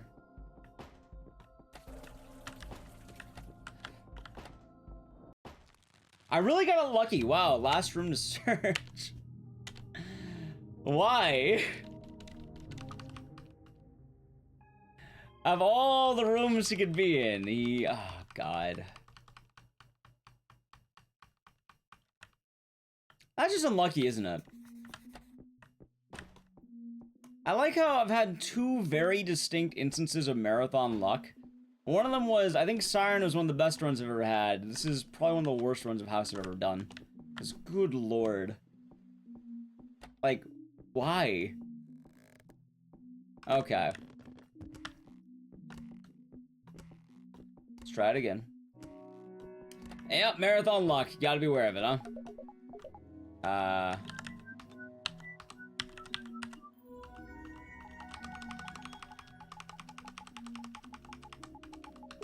Aim at the candle.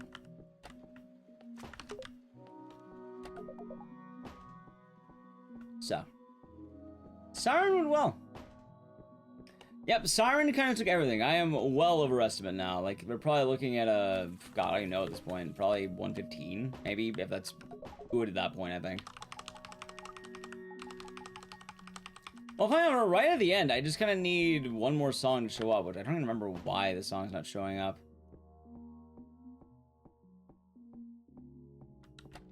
I think it just shows up later, if I remember correctly.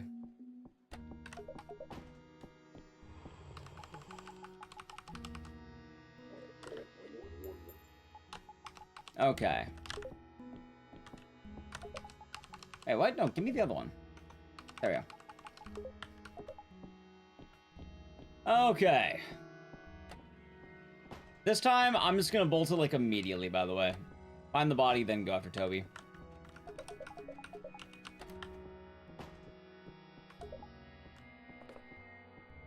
Okay.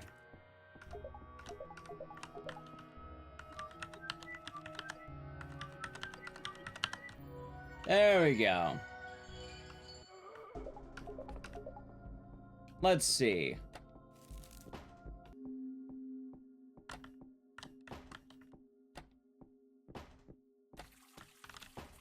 There you are. Okay.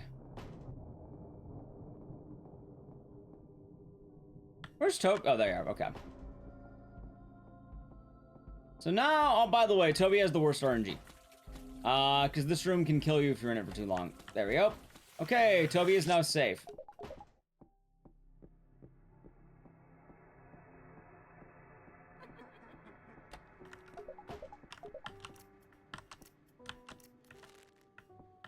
There's the rope.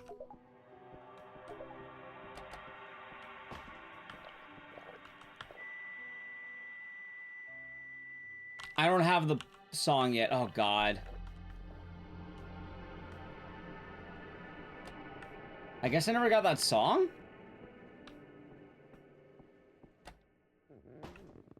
I don't get it now, do I? Why don't I have the song?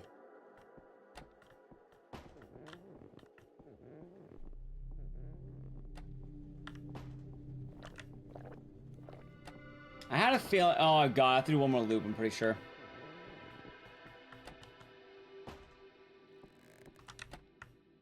Yep. Hold on, give me one moment. How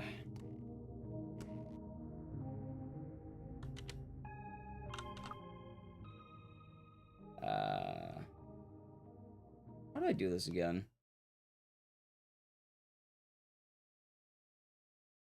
Because I don't have the song I need. Why don't I have the song I need? This is an easy song to get. There's like several songs you need, and I don't have it for some reason. Hold on. How the world? Why don't I have the song? Because you go to the mom, you do the thing. Hold on.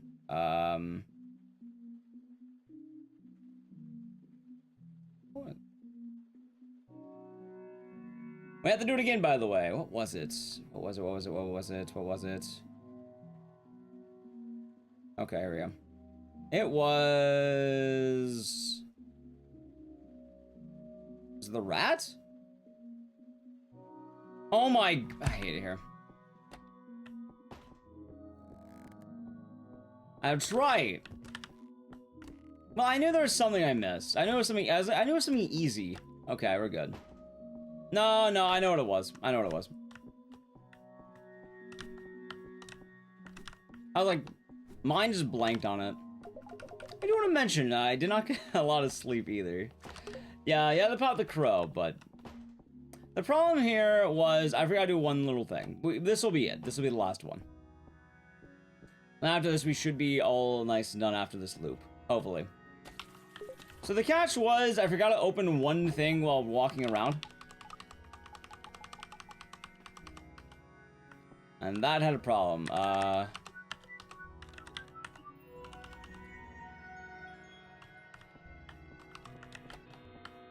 Give me the candle. Thank you. Right, I can't believe I'm caught in a loop. Well, at least lengthwise, I'm not too worried about it going short. I was worried today's episode would go short. At least House wanted to make sure we stayed on time, right? Alrighty, so let's talk about what's going on here.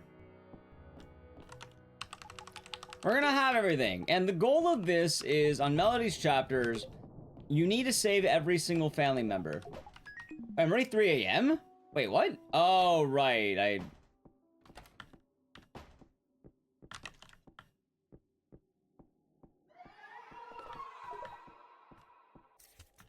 hold on. Let's see if I can do this.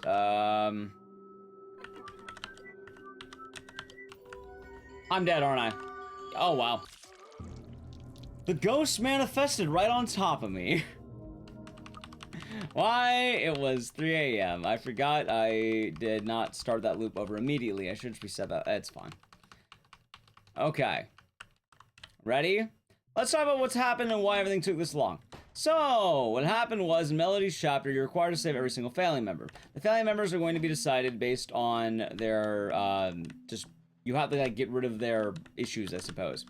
So, in order to do that, you're going to need the flute, because it's going to get them all out of their trances, I suppose. The flute is guarded by this guy. The only way to get past him is literally to run past him, so there's that.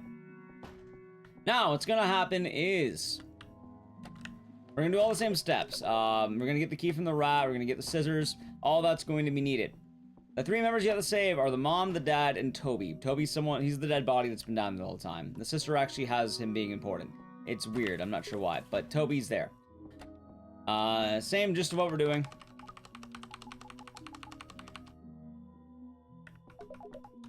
We're also gonna play a song again.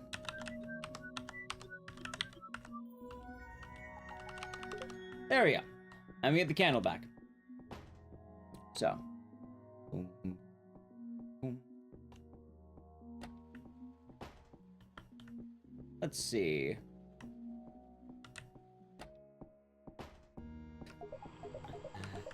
We give him the water once again. I'm gonna give you a code. Exactly. Okay. So.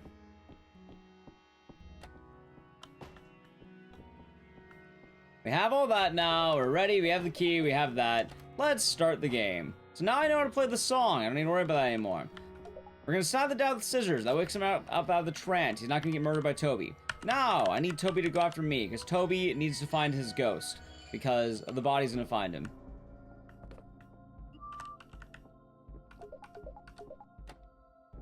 This time we're gonna be playing it a lot safer. Oh my god, dude, Toby, why? I'm just gonna run and turn off every single room. The house is affecting the layout, right? I can't believe it. Oh lord, House has been one of the most scuffed games we've had. By the way, all right, I'm not even gonna mess around anymore. I'm tired of that. I be cut? No, I'm not about to be cut. There. I have no idea what happened to the layout. I'm assuming it's all the best. You know what they say? These things happen. You know, I think this is the most cursed run we've ever had on the showcase. You know what? I blame the house. The house is cursed.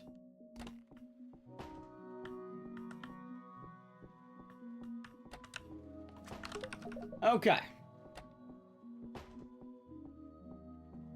The house took the overlay. You can't have anything in the house.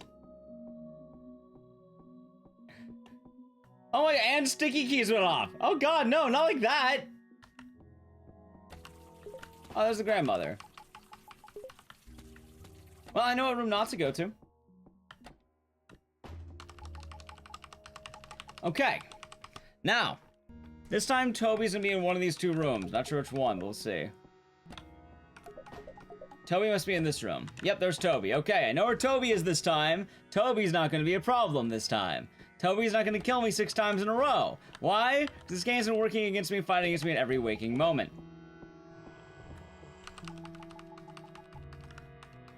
Alright, luckily, once this loop's done, provided I don't die on accident, it should be good to go. We're gonna get the scissors back once again. Do not run with scissors for the love of God. I'm glad you've all been enjoying House. I assure you this run does go better, normally. This has been one of the most unlucky runs I've had of this game. So, hey, gonna see a good run of this game. Check me out on Twitch. Anyway. I know where Toby is this time. Did he not find me? There he is.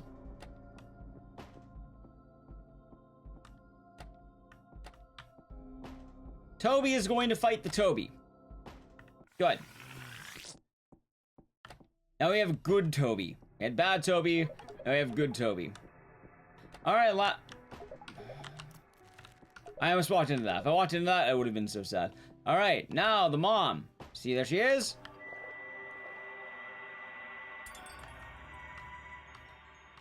I have now saved the mom. I've defeated her addiction to alcohol.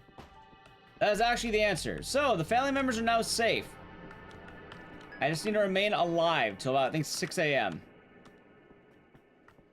That's all we gotta do. We just gotta remain alive. Toby's alive, the dad's alive, and the mom is alive.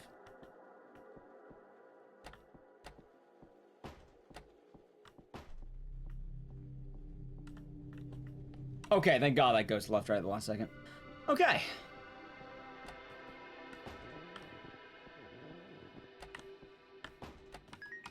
4 a.m. Instead of wait for the ending here, end of the loop.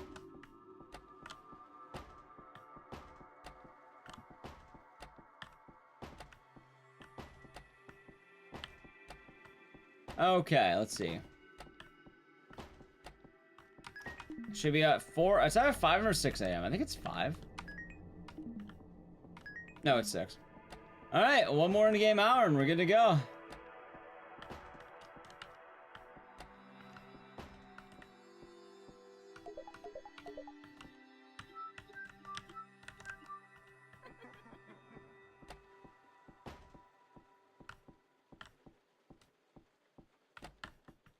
Oh God, am I gonna be good here? Okay, thank God that guy went away. All right, showtime. Now we have to fight the boss. So the boss is easy enough. It's not actually a fight. It's just make sure you lure this guy. I think this is the grandfather. You have to lure him to all the family members. So there's one. Your dad bites him. There's your mom.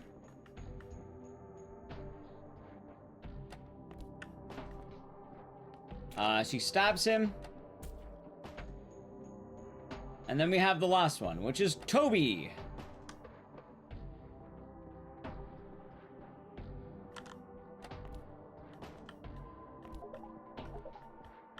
And then Toby punches him. He's dizzy, so we stab him. And then, GG. Almost done. Time comes up in a moment. Not yet, but that was the... And we're not going to die anymore. We're under 120. You see, nobody kills me 1,000 times in a row, gets away with it. I only die like 999. Anyway, I want to say just down.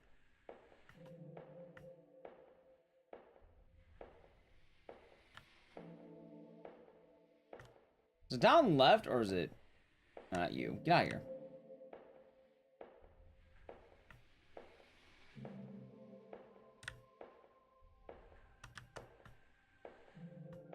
I could have sworn I was down right. Down left, down right. Where is she? Where is she? Time comes up when we find the next one. 10 minutes under time. Wow, I can't believe it, right? Remember that I made an hour estimate of this game? Worst part is my PB is like 40 minutes. There she is. Okay.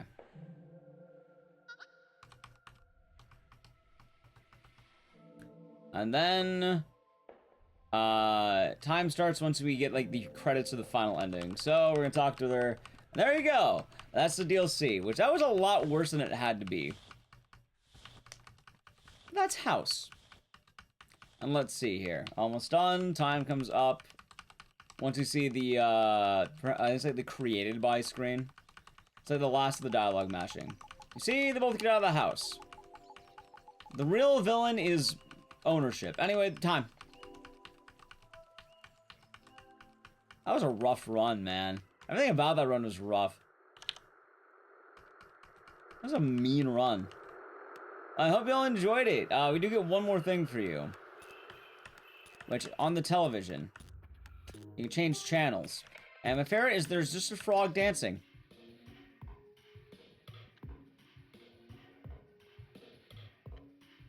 That's the joy of the ending. They just watch television. Anyway, that's House. I hope you all enjoyed House. House is definitely a game that is interesting, but I hope next time this game ever comes up, it's not nearly as unlucky RNG-wise. I did not realize it would be that rough, but good lord. That being said, thank you all for watching. I've been the runner Ecdysis for this one, so I hope that you enjoyed it. And I don't know, check me out on Twitch if you would like to see more of this or games like this. I do a lot of horror games, so. And then as well, I'll be running Dead Rising 2 at GDQ next week. I want to say Tuesday night, Wednesday morning, and it's the horror block, so. Yeah.